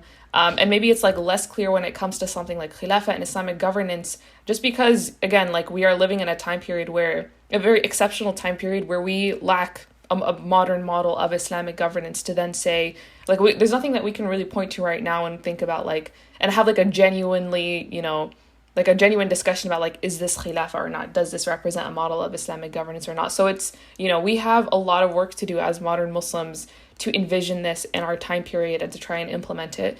And if we do look at Muslims who are trying to engage in that intellectual effort and to think about and to actually like envision what would implementation of Khilafa and of the Sharia look like today.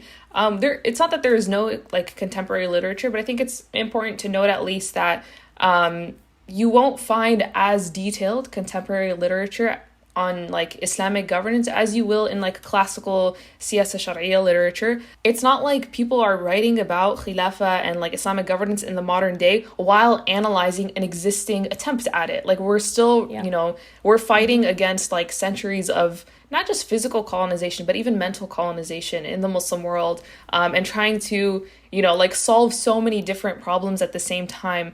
And the more globalized the world becomes, the more we have to consider not just what we do internally, but how we protect ourselves from like external threats. And, foreign policy becomes more and more complex and a greater consideration when it comes to even thinking about like, okay, what do we do like within our own jurisdiction. So even though, this contemporary literature does exist, there's still like a lot of work to be done. And I wish I could tell, folks listening that like, go read this book and you'll know what Khilafa should look like today.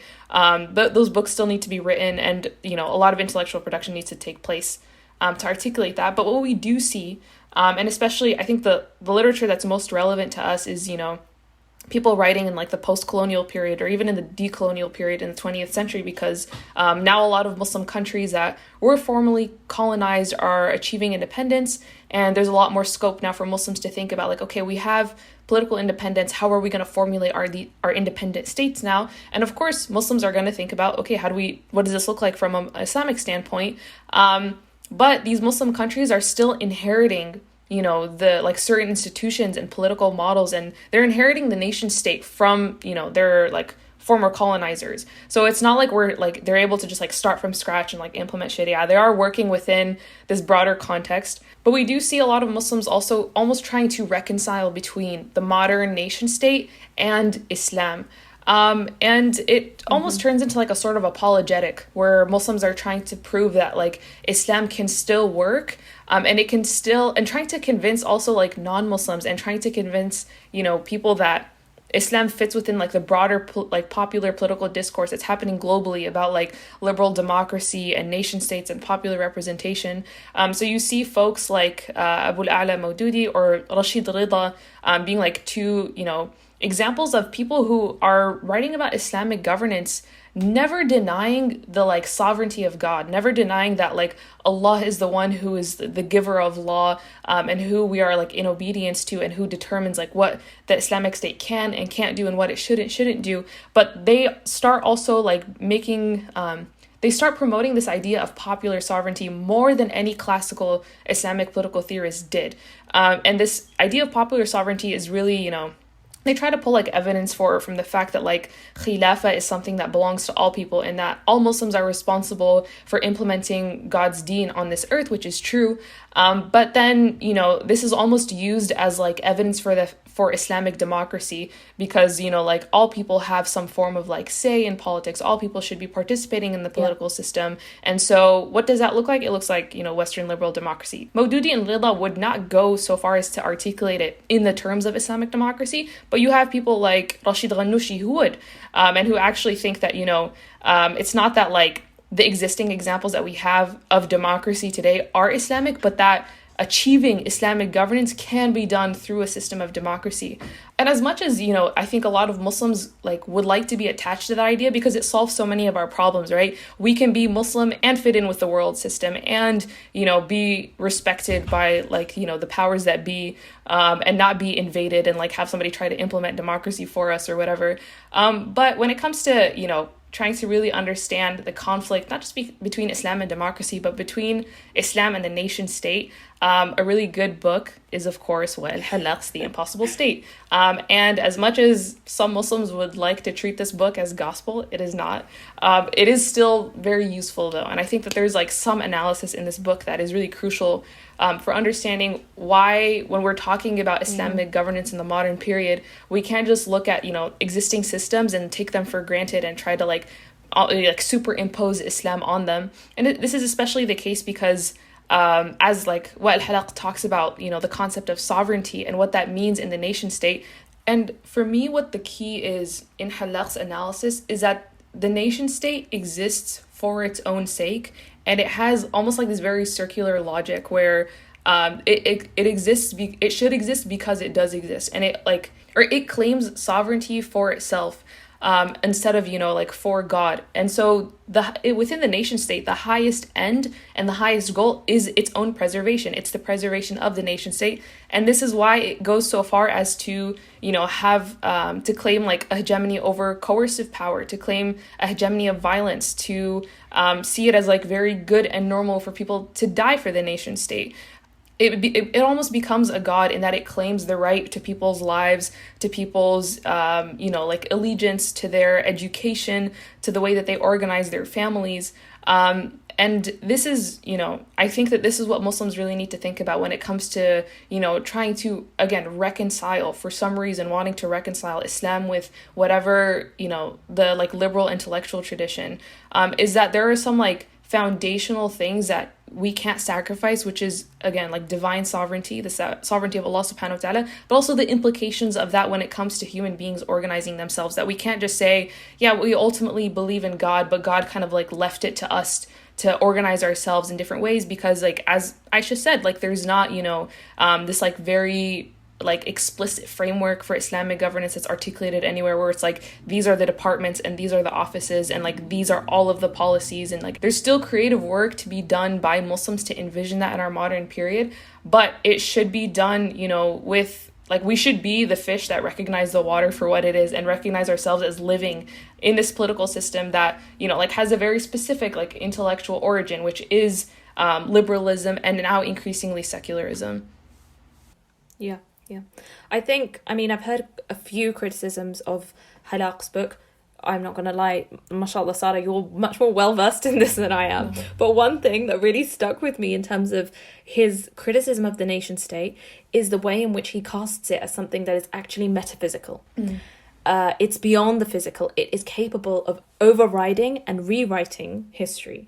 And this is something that, as somebody from an economics background, I see very much when we think about pre-modern forms of economic organization, where when you read kind of economic literature, they'll talk very much about how, transactions and commerce was embedded into moral codes and societal interactions, and how capitalism has fundamentally disembedded our economies from these societies. And this is what is leading... Yeah, Falani.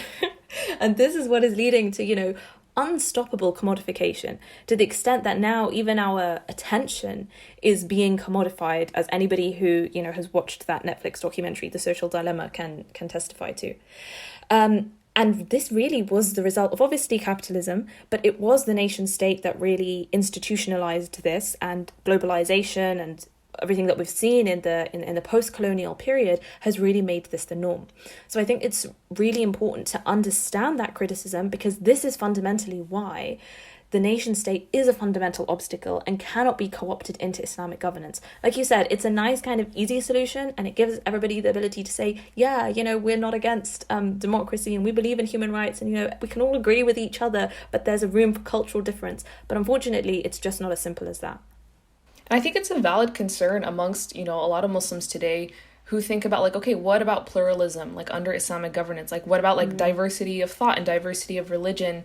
And, like, would that still be protected under Islamic governance? Or when you say you want to implement Sharia, like, what does that mean for, like for people who just, like disagree with like the dominant order, or for non-Muslims who don't even believe in the Sharia at all?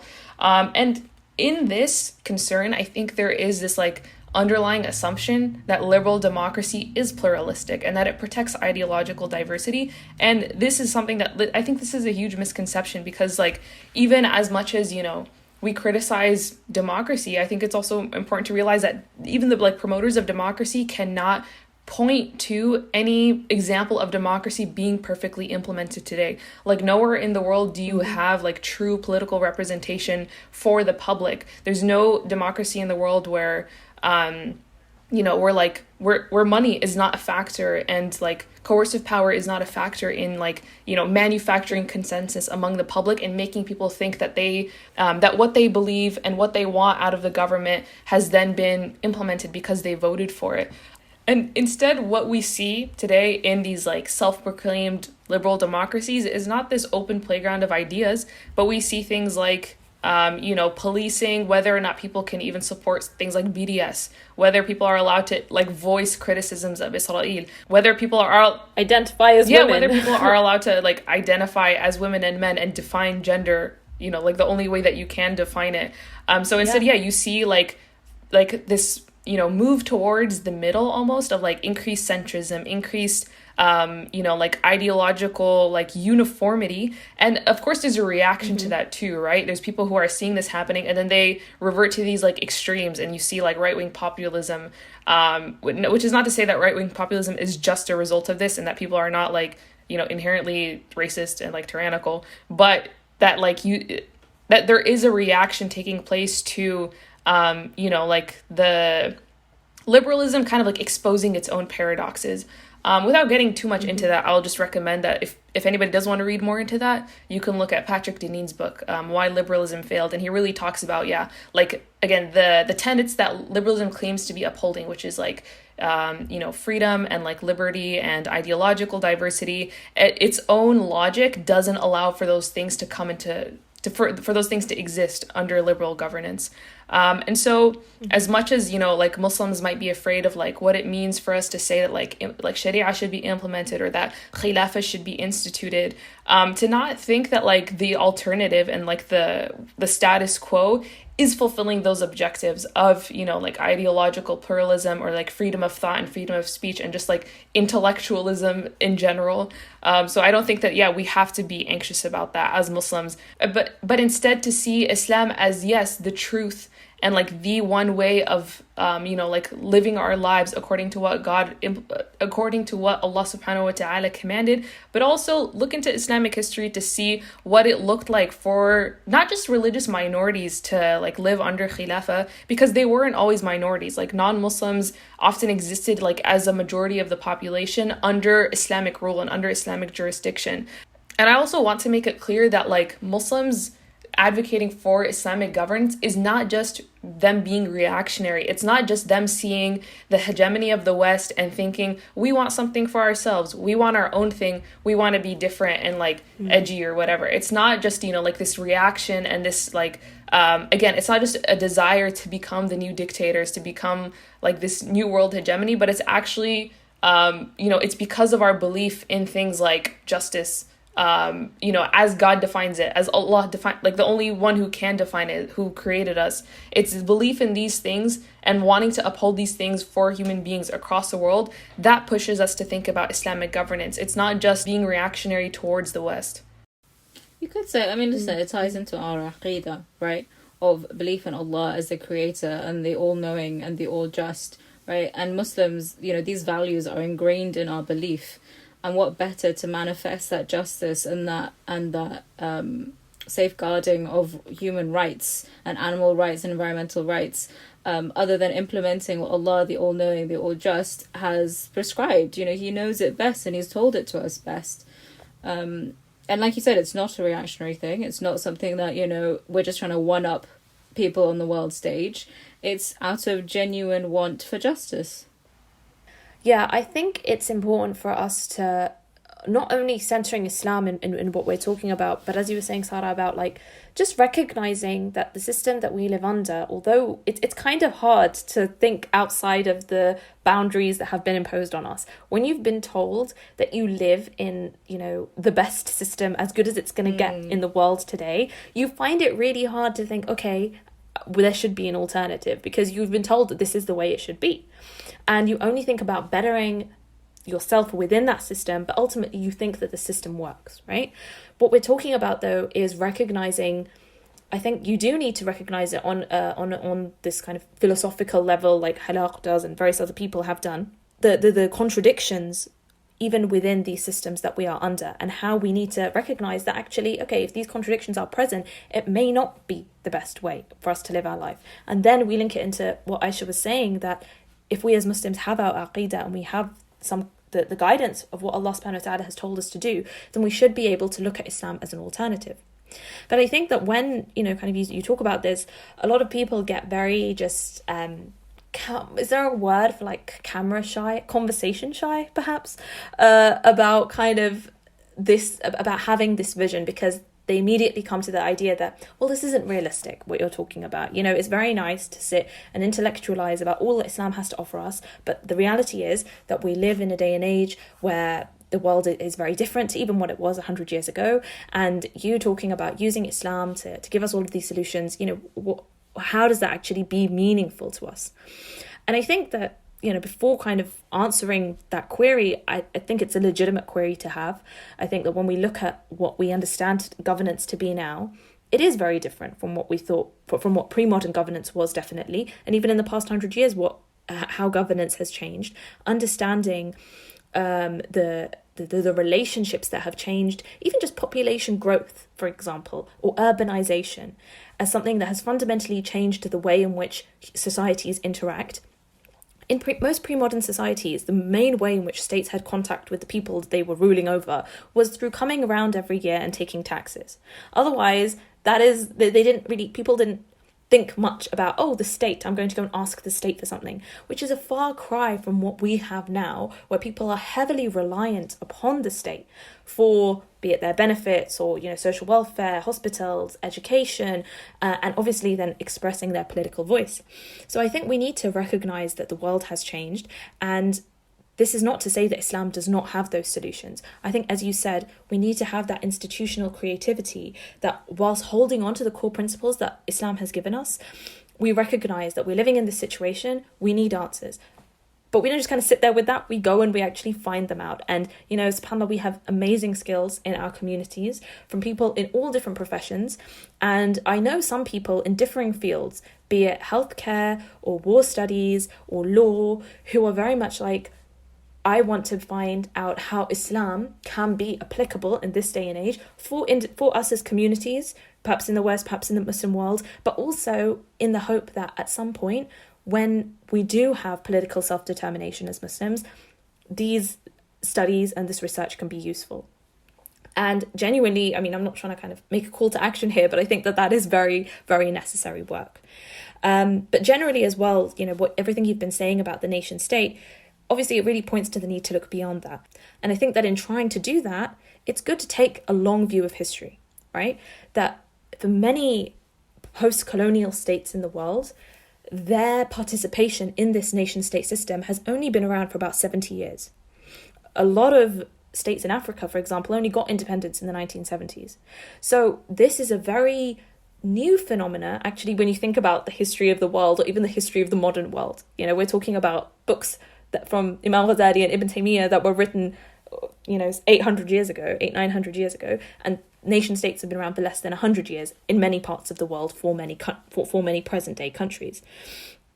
And as a student of kind of international development, this is something that has really struck me of late, because obviously development studies as a field was something that emerged in the 1940s after the Second World War in order to raise the level of these newly independent states to the level of kind of the developed world, as it were.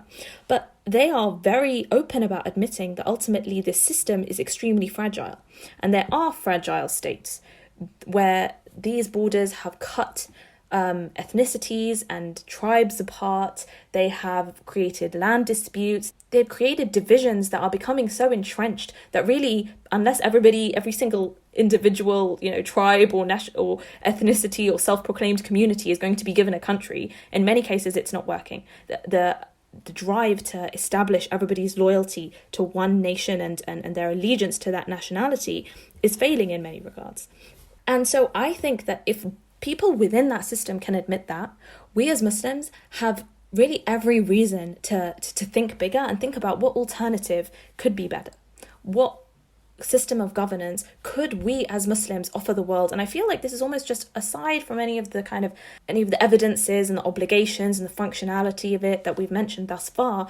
Just as Muslims, you know, we're supposed to be offering guidance to the world. The Quran came as a huda to mankind, and I really feel like we ought to be showing the world that for Muslims and non-Muslims there is a system of political organization that could function better than what we have now. But ultimately that can only be actualized if we really start to expand our political imaginations, which is why I think it really is important to have a vision.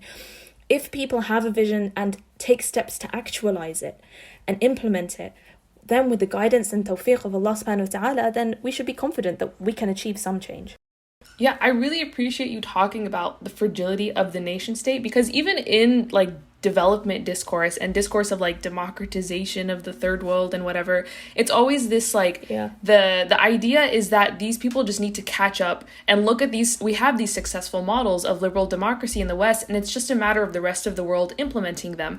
But what is lost in all of that is that what you see and what looks like internal like political stability and peace and security within the United States is a result of the United States exporting all of its violence to another part of the world. The US is prosperous because it engages in a form of colonial extraction of economic resources from the rest of the world. It shapes the global economy in a way, and it shapes even like the development project in a way that creates a global economy where the US can get goods for cheap and sell things for higher prices. So this is what like, absolutely, again, even what looks like, you know, an example of success in terms of like liberalism or democracy or the nation state, it only exists the way it does because it is like creating failures and creating corruption and destruction and violence elsewhere. So I think this really like it should underscore for everybody that we don't want to be, you know, like that this is not a model for us as Muslims to then just become the next. We don't want to just like, you know, adopt this system and accept its premises and deny, you know, like the very clear contradictions that exist. Mm-hmm. And Aisha, you said one other thing, which is that you're not trying to make a call to action. But I think more broadly, we are trying to make a call to action, in that we're trying to, you know, like not just think about, again, like our history or think about political theory, but also then move towards talking about what do we do now? So how do we start thinking about next steps for us as Muslims who, you know, are thinking about Islamic governance? I mean, I think, this is an important thing. I'm just thinking back to the beginning of the podcast, and like Aisha's just got her second dose of the COVID vaccine, and Amina went to the dentist, and I was looking forward to the podcast. And it's like, okay, what does all of what you say have to do with actually your day-to-day life and those things that are part of all of our lives? That's the reality. But I don't think that we need to think that unless we are doing something like every single day of our lives, or we have, you know, working for Khilafa as our job title or something like that we're not doing anything.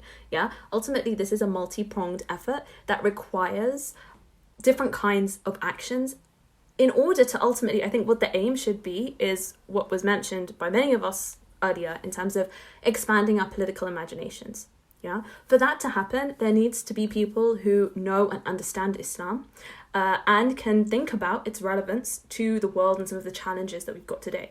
So that happens, first of all, obviously on an individual level, that we make sure that we're strengthening ourselves, strengthening our relationship to Allah subhanahu wa ta'ala, and trying to actually obey him in every aspect of our life if we're going to talk about these kinds of, you know, big ideas and obeying Allah at this level. That obviously needs to happen. Then, of course, it needs to happen within our communities, wherever they are all over the world, that we are getting closer towards thinking of Islam as this guidance for all aspects of our life. And that starts, you know, in the, I don't want to say small things, because I don't see it as small. I think that they are all of, I don't want to at the same time say equal importance, but they are all of varying importance. And there's going to be people who dedicate themselves towards different things. There's going to be some people who dedicate themselves towards education of children, and that's important. There's going to be some people who dedicate themselves towards highlighting about a particular cause, about Palestine or Kashmir, that's important. There's going to be some people who, you know, think about what Islam has to say about medicine and how we understand medicine and the provision of healthcare, that's important. And I think that we need to recognize, and I think perhaps part of the problem with certain movements that we've seen kind of since, like, you know, the 20th century, is that some people are like, it's this way or the highway. Unless, for example, some groups were like, we are doing dawah to bring people to Islam, like that's all we need. Unless we are educating people and educating children and setting up lots of schools, that's all we need. Unless we're doing this kind of political work, that's all we need. We need to accept that we need lots of things, ultimately. This is just, you know, the way I see it. But I think as well, sometimes people like to put this binary where they're like, we can only focus on local issues or we can focus on global issues. This is a really damaging thought, but for me, the best response that I can think of to it is last year I was asked by a sister from Kashmir to do a talk on Islam and women's issues to women from Kashmir. It was the beginning of like COVID and everybody was, doing stuff online. So she was like, okay, we're having a halaqah that we usually have in person, but it's online, so why don't you give it? So I gave this talk, and subhanAllah, like, it was such an eye-opener for me, because so many of the problems and the questions and the issues that these Muslim women were having in their community in relation to gender was very similar to the issues that we have here. But at the same time, these were individuals who I know, and we spoke about it in brief in the event, but I know from conversations with them about other things, who wholly accept this idea of Khilafa. And as Amina was saying earlier, this is something that's so popular in the consciousness, in the public consciousness of people in Kashmir. And I don't know, I just feel like I don't understand why we as Muslims sometimes in the West have put this division on ourselves when other people in the rest of the world don't have that. They're able to think about the problems that they have in their community with regard to gender and access to the masjid, and how are we going to teach young girls Quran and all of these kinds of things, whilst also acknowledging that we are living under occupation and there's also going to need to be a situation for that. So I think that once we stop thinking about these as two separate things, we'll be able to make the connections between them a lot more, and recognize that the things that people are doing can also be linked in to this broader strategy. I mean, bottom line is, we are complicated bits of programming, right? We, alhamdulillah, Allah has given us brains of human beings, not earthworms, right? I think we can handle talking about two different scales of issues at the same time without our heads exploding, right? Like, I can worry about my local masajid not having, decent plumbing, as well as worrying about, the Uyghur Muslims in China undergoing genocide. And it's not, like everyone said, it's the whole, sort out your own household first and then, worry about the rest of the world. It's like, no, you can do them both, right? And for me, because we're talking about how huge or overwhelming this idea of Khilafa can be, and, I guess the take home is, what can I do?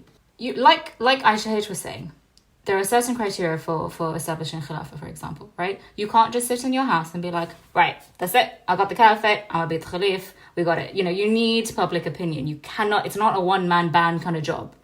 And without this public sentiment and acceptance and acknowledgement that, amongst, Muslims across the world, that yes, this is something we should strive for. This is an ideal. This is an obligation from Allah subhanahu wa ta'ala. This will ensure justice for all Muslims and safeguard us and prevent us from, being oppressed in horrific ways across the world. We need to make it a household discussion. We need to get rid of the taboo, control our fear, and speak with truth and certainty and conviction, right? Allah, there's a hadith of, if you see something wrong, or change it with your hands, and if you can't do that, speak about it, and if you can't do that, then hate it in your heart, and that's the weakest of the three, right?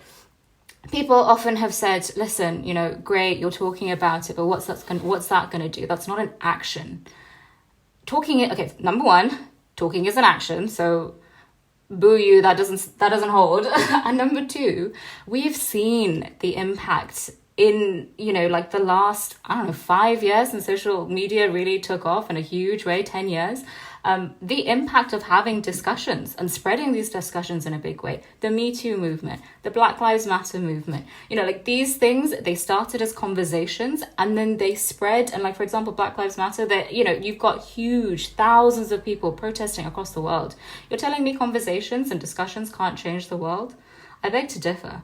I mean, if you want to talk about, because obviously those efforts, you could argue, well, they've not really changed things. People are still being, oppressed or discriminated against. Women are still being, murdered in the streets in the UK, etc. But I mean, take a really simple, innocuous example then. Recycling, right? 100 years ago, nobody really cared about recycling. But now, my government is saying, I have to separate my trash, otherwise I'll get in trouble or fined or whatever, right? And that's policy. That's talking, ideas, public opinion, policy. It works. And subhanAllah, we need to, as we do with everything that we do and undertake in our lives, we need to tie it back to Islam and get our hope and our motivation for these things. Like I said, number one, the obligation that this is a farz kifaya on all of us to make sure that it comes back. We've got our love for our Muslim brothers, at home and across the Muslim world. We know how much we need this and how important it is to all of us. And then finally, we've got the prophecy from, the Prophet sallallahu alaihi wasallam that this is coming, right? And sometimes it can feel so insurmountable, the challenges that we face in making this a common household discussion. But But we need to have faith and have tawakkul in Allah subhanahu wa ta'ala that, you know, we're fighting the good fight, guys. We're having the good discussions. This is what we need. Also, I was going to say, I find that this discourse and this attitude lacks tawakkul so much. Because I was talking to my brother recently about, you know, something that was definitely not going to happen in Syria, and it couldn't happen, and there's no way it could happen. And my mum just came in, she's not political at all, but she just said, you know, why can it not happen? Like, Allah is the Almighty, He can do everything, you know, so how can we have this attitude and say all these things with such certainty, not even try and put any effort into it, because, you know, we know what's going to happen, but we really don't. And we are so small and insignificant in, like, the bigger sphere of things. So just, you know, if we have this attitude that, you know, Allah is with us, He will guide us, He will help us, but we need to be the person or the people that make that first move. We need to put in that effort, tide the camel, and inshallah, you know, anything can happen. And I'm very optimistic, and inshallah, you know, there's so much in history, so many good things have happened, you know. Salahuddin liberated Jerusalem, subhanAllah. So, you know, inshallah, by the will of Allah, if we do put in this effort, it can happen, inshallah. But on actually Salahuddin, I mean, Amina, you correct me on this, but ultimately, his victory was it was his seniors who ultimately paved the way for his eventual victory. Exactly. Right? Exactly. Nuruddin Zinki, right? Yeah, exactly. Yeah. So when this idea that, you know, if I don't achieve something, then like then it's not been worth it. You need to again take the long view of history. Plant the seed now. Perhaps in generations to come, people will be able to harvest that which you planted. Yeah, and also like so many military like things in the past, and just so many wars have been won when you have like a very small, like, you know, even in like the Rashidun, when all the wars they had, there were so many victories that, you know, they shouldn't have won. There was no reason for them to win. They were less powerful, had less weapons, but they still did. And that is by Allah, right? And inshallah, if we have this tawakkul, you know, inshallah, anything can happen. Ustadha Janan said it so beautifully in our last podcast, actually, where, you know, we categorize or we limit Allah into like, this is a big ask and this is a little ask. Like getting, you know, a phone, this is a little ask for Allah, and getting Khilafa is like a big ask. When subhanAllah, to Allah subhanahu wa ta'ala, it's all little, right? He is all powerful. Yeah, you think Allah can't bring it about? But like Amina said, we need to make our effort. We need to struggle and strive. Like even Maryam radiallahu anha, when she was giving birth to Isa alayhi salam, you know, there's in the Quran it says, you know, where she had to shake the tree, right? You're thinking, imagine a pregnant woman about to give birth and he's like, shake the tree and you will get, you know, your providence and your sustenance. And she made that step and subhanAllah, look what happened, right? So we need to keep that in mind. Just to clarify as well, though, this isn't like a political manifesto on behalf of the Qarawiyyin Project. That, you know, this is not like us trying to simplify a very complex problem into a little solution. But I think that we've talked a lot about the different branches of this topic. But ultimately, it comes down to, okay, I'm going to get up tomorrow morning. What can I do? What you can do is you can strengthen your connection to Allah subhanahu wa ta'ala. You can emphasize Islam as guidance for you and your family and your community. And you can have tawakkul that ultimately Allah subhanahu wa ta'ala is the one who gives us victory, and that we can think bigger than the constructs that have been imposed upon us when we think about our political future. I'm not saying that that's enough, but that is something that we can all do. Yeah. And then in addition to that, you can educate yourself. So like read, you know, and that's things like even the things that we mentioned here, like we're constantly learning about these things.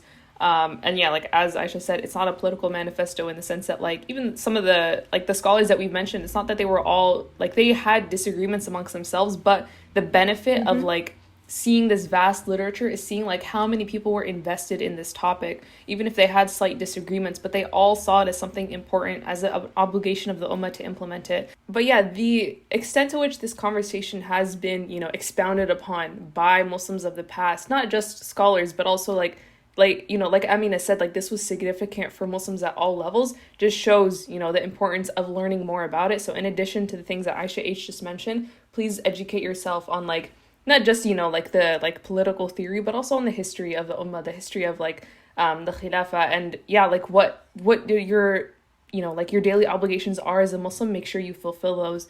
But I would say that like, what I want to see and what I recommend for Muslims is to like have this energy that like these sisters in front of me just exhibited, which is like, you know, I want Muslims to stop being insecure and to stop being so like scared and like weak and seeing themselves as like, you know, like these little mice that like, I hope the West is nice to me. Like, like we have Islam, come on. Like it's so, and I hate, dude, no, I can't stand like hearing Muslims talk about like saying things like politics is so difficult. Do you think you're going to change something in politics? Politics is so complex. And I hear them say this not just in terms of like trying to disempower people from doing anything to like, you know, enact justice in the world, but even to like justify bad politics, like to justify the bad politics of like some, you know, person that they like, whether it's like a scholar or a politician or whatever. They'll say like, you don't understand what he or she is doing. Politics is so complex. How could we possibly understand the implications of their actions? One, if you don't know what you're doing, stop doing it. If politics is so complex that you can't understand it, you should not be involved in politics. Like, prerequisite for doing something is to know what to do.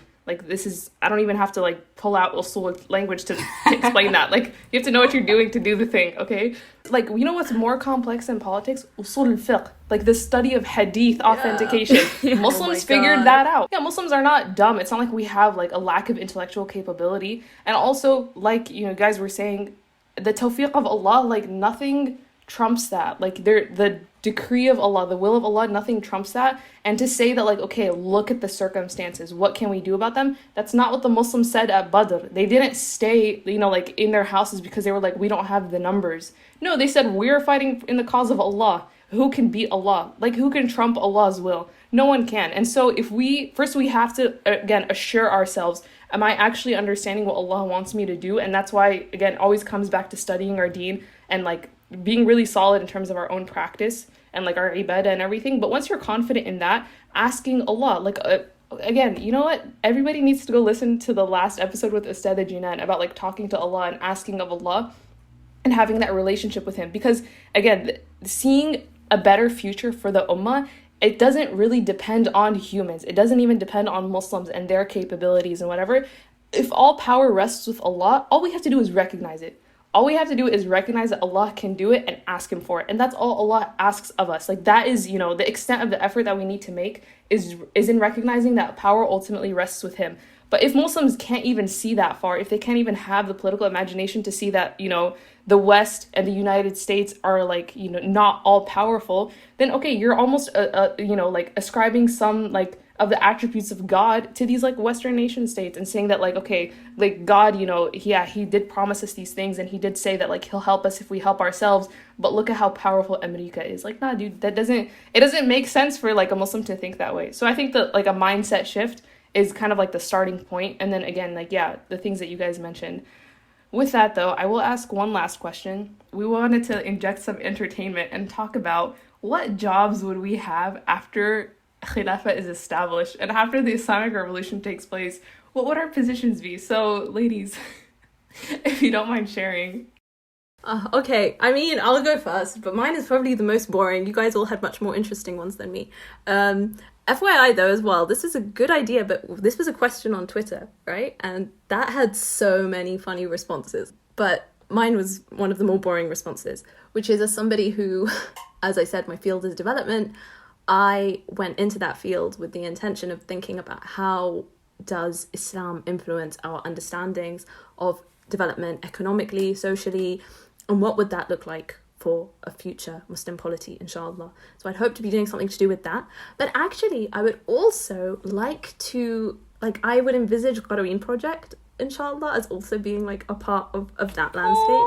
And I would like to make it like a waqf. I'd like to make it a waqf, which would then inshallah be dedicated to just like the education and like a safe space for Muslim women and young girls to come and learn about Islam and chill, and basically a real space for all of the stuff that we do online. Inshallah. One day, inshallah. For me, I was like, go big or go home, right? I mean, I could just be a Muslim doctor in a Muslim hospital in a Muslim land, but if I want to really like go for it, then Secretary of State for Health and Social Care, Matt Hancock, move over, because okay. I could oh see my that. Goodness. I could see I mean, that. okay, yes, the what's it? The responsibility would terrify me, and the amana of it would be like mad heavy. But like, this is something I am mad passionate about and grinds my gears all the time. No, that's exciting, and I completely see that. You've got that vibe of just like, because you're very diplomatic, Aisha. I just see so much inequality, and you know, as a doctor, there are so many times where you've got patients who either, you know, they're too unwell to look after themselves, or they're homeless, for example. And that one breaks my heart. Like, you know, we've had patients who, for example, they got frostbite and lost both their feet because they were homeless, because the shelter that they had, although they were under a blanket, their feet were sticking outside, you know, their shelter. And it was a period in time where it was snowing in the UK, one of those rare bursts of snow. And subhanAllah, it's so saddening, right? And I remember the patient asking me,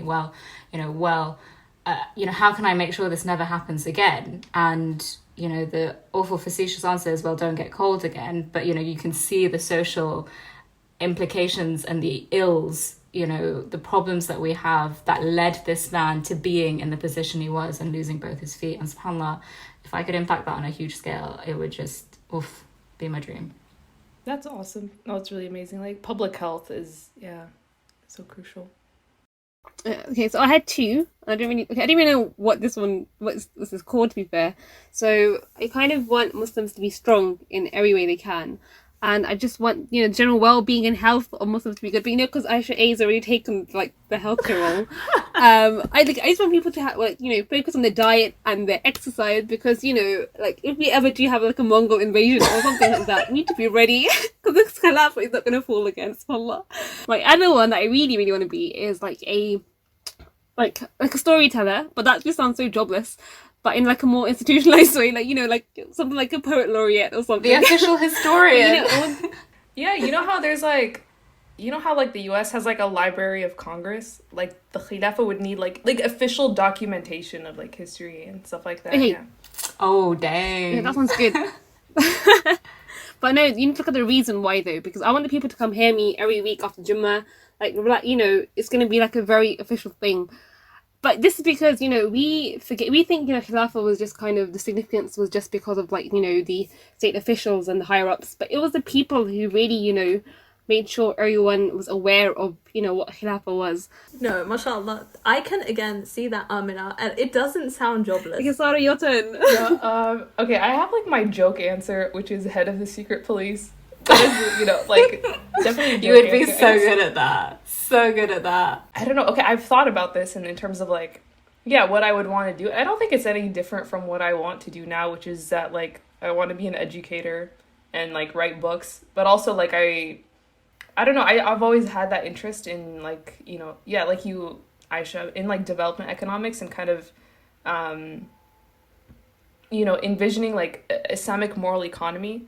And I guess like I would like to participate in designing cities that like help, that are conducive to like the not just the material well-being of people, but also like the spiritual well-being of people, and like really being able to connect these two things and not try to separate between like our material well-being and our spiritual well-being. I know it's like a completely vague, amorphous, like, I love that. No, it's smart thing, city like, planning. That's what it is. I don't know. I guess that sounds amazing. No, that's such a big thing. You know, seriously as well, when you're looking at the Muslim world, I mean, Cairo, it's so densely populated. Those are the kinds of solutions that urban planning. Not just Cairo, like, you know, just generally. I'm saying that that's so relevant and so interesting as well. Like, it's in terms of how design contributes on like a spiritual level and a metaphysical level. This is also because to me, like being a very visual person, I see the value in like. And that's the thing, is like, you could ask me this question like 20 different times and I can give so many different answers, because on the one hand I would also like to support like Muslim artists in producing like beautiful architecture that isn't just like visually beautiful but is also very functional. So I think that like being able to produce like physical spaces that, you know, where people can feel like the sense that you get when you're in a masjid, that is very peaceful and calming and beautiful and allows you to like connect with the divine, and like the way that Islamic art itself is like, oh my god, I remember reading this chapter on art in, you know, Ismail Farouqi's book on Tawheed and its implications for thought and life. I remember at this point that he makes where like a lot of Islamic art being kind of like these endless motifs rather than like a person in the center of a picture or like an animal in the center of a picture. It's kind of like there's not like a one, it's almost like anti, like, it doesn't allow us to create icons to then ascribe like divine attributes to. It's like anti-shirk. He explains it much better than I can, but it's so, I just think that like, I don't know, I would like the like spaces in the Muslim world to be, to accommodate for people, even like, you know, accommodate for people's like different physical abilities and like health conditions. But yeah, to also like make it physically beautiful. I don't know. I think Allah loves beauty. For so. sure. You have to go to the Alhambra, Sarah. Inshallah, yeah. When we go, inshallah, to Spain to visit the Achime sisters, Yeah, dude. we'll take a stop there Inshallah. because that is a prime example of that. Subhanallah. Inshallah, yeah. So I think we'll go ahead and end there. Thank you to everybody who listened up until this point and who, you know, humored us for like while we were talking about these things. And yeah, I guess I just hope that, you know, that people also start engaging in this discussion with us. If they're new to this or if they've, you know, been part of these discussions before, please share with us your own thoughts. And if we've said anything that's incorrect, that's from us and shaitan, and anything that is good is from Allah subhanahu wa ta'ala. We ask Allah to accept it from us and to guide us and to increase us in the knowledge that we're lacking.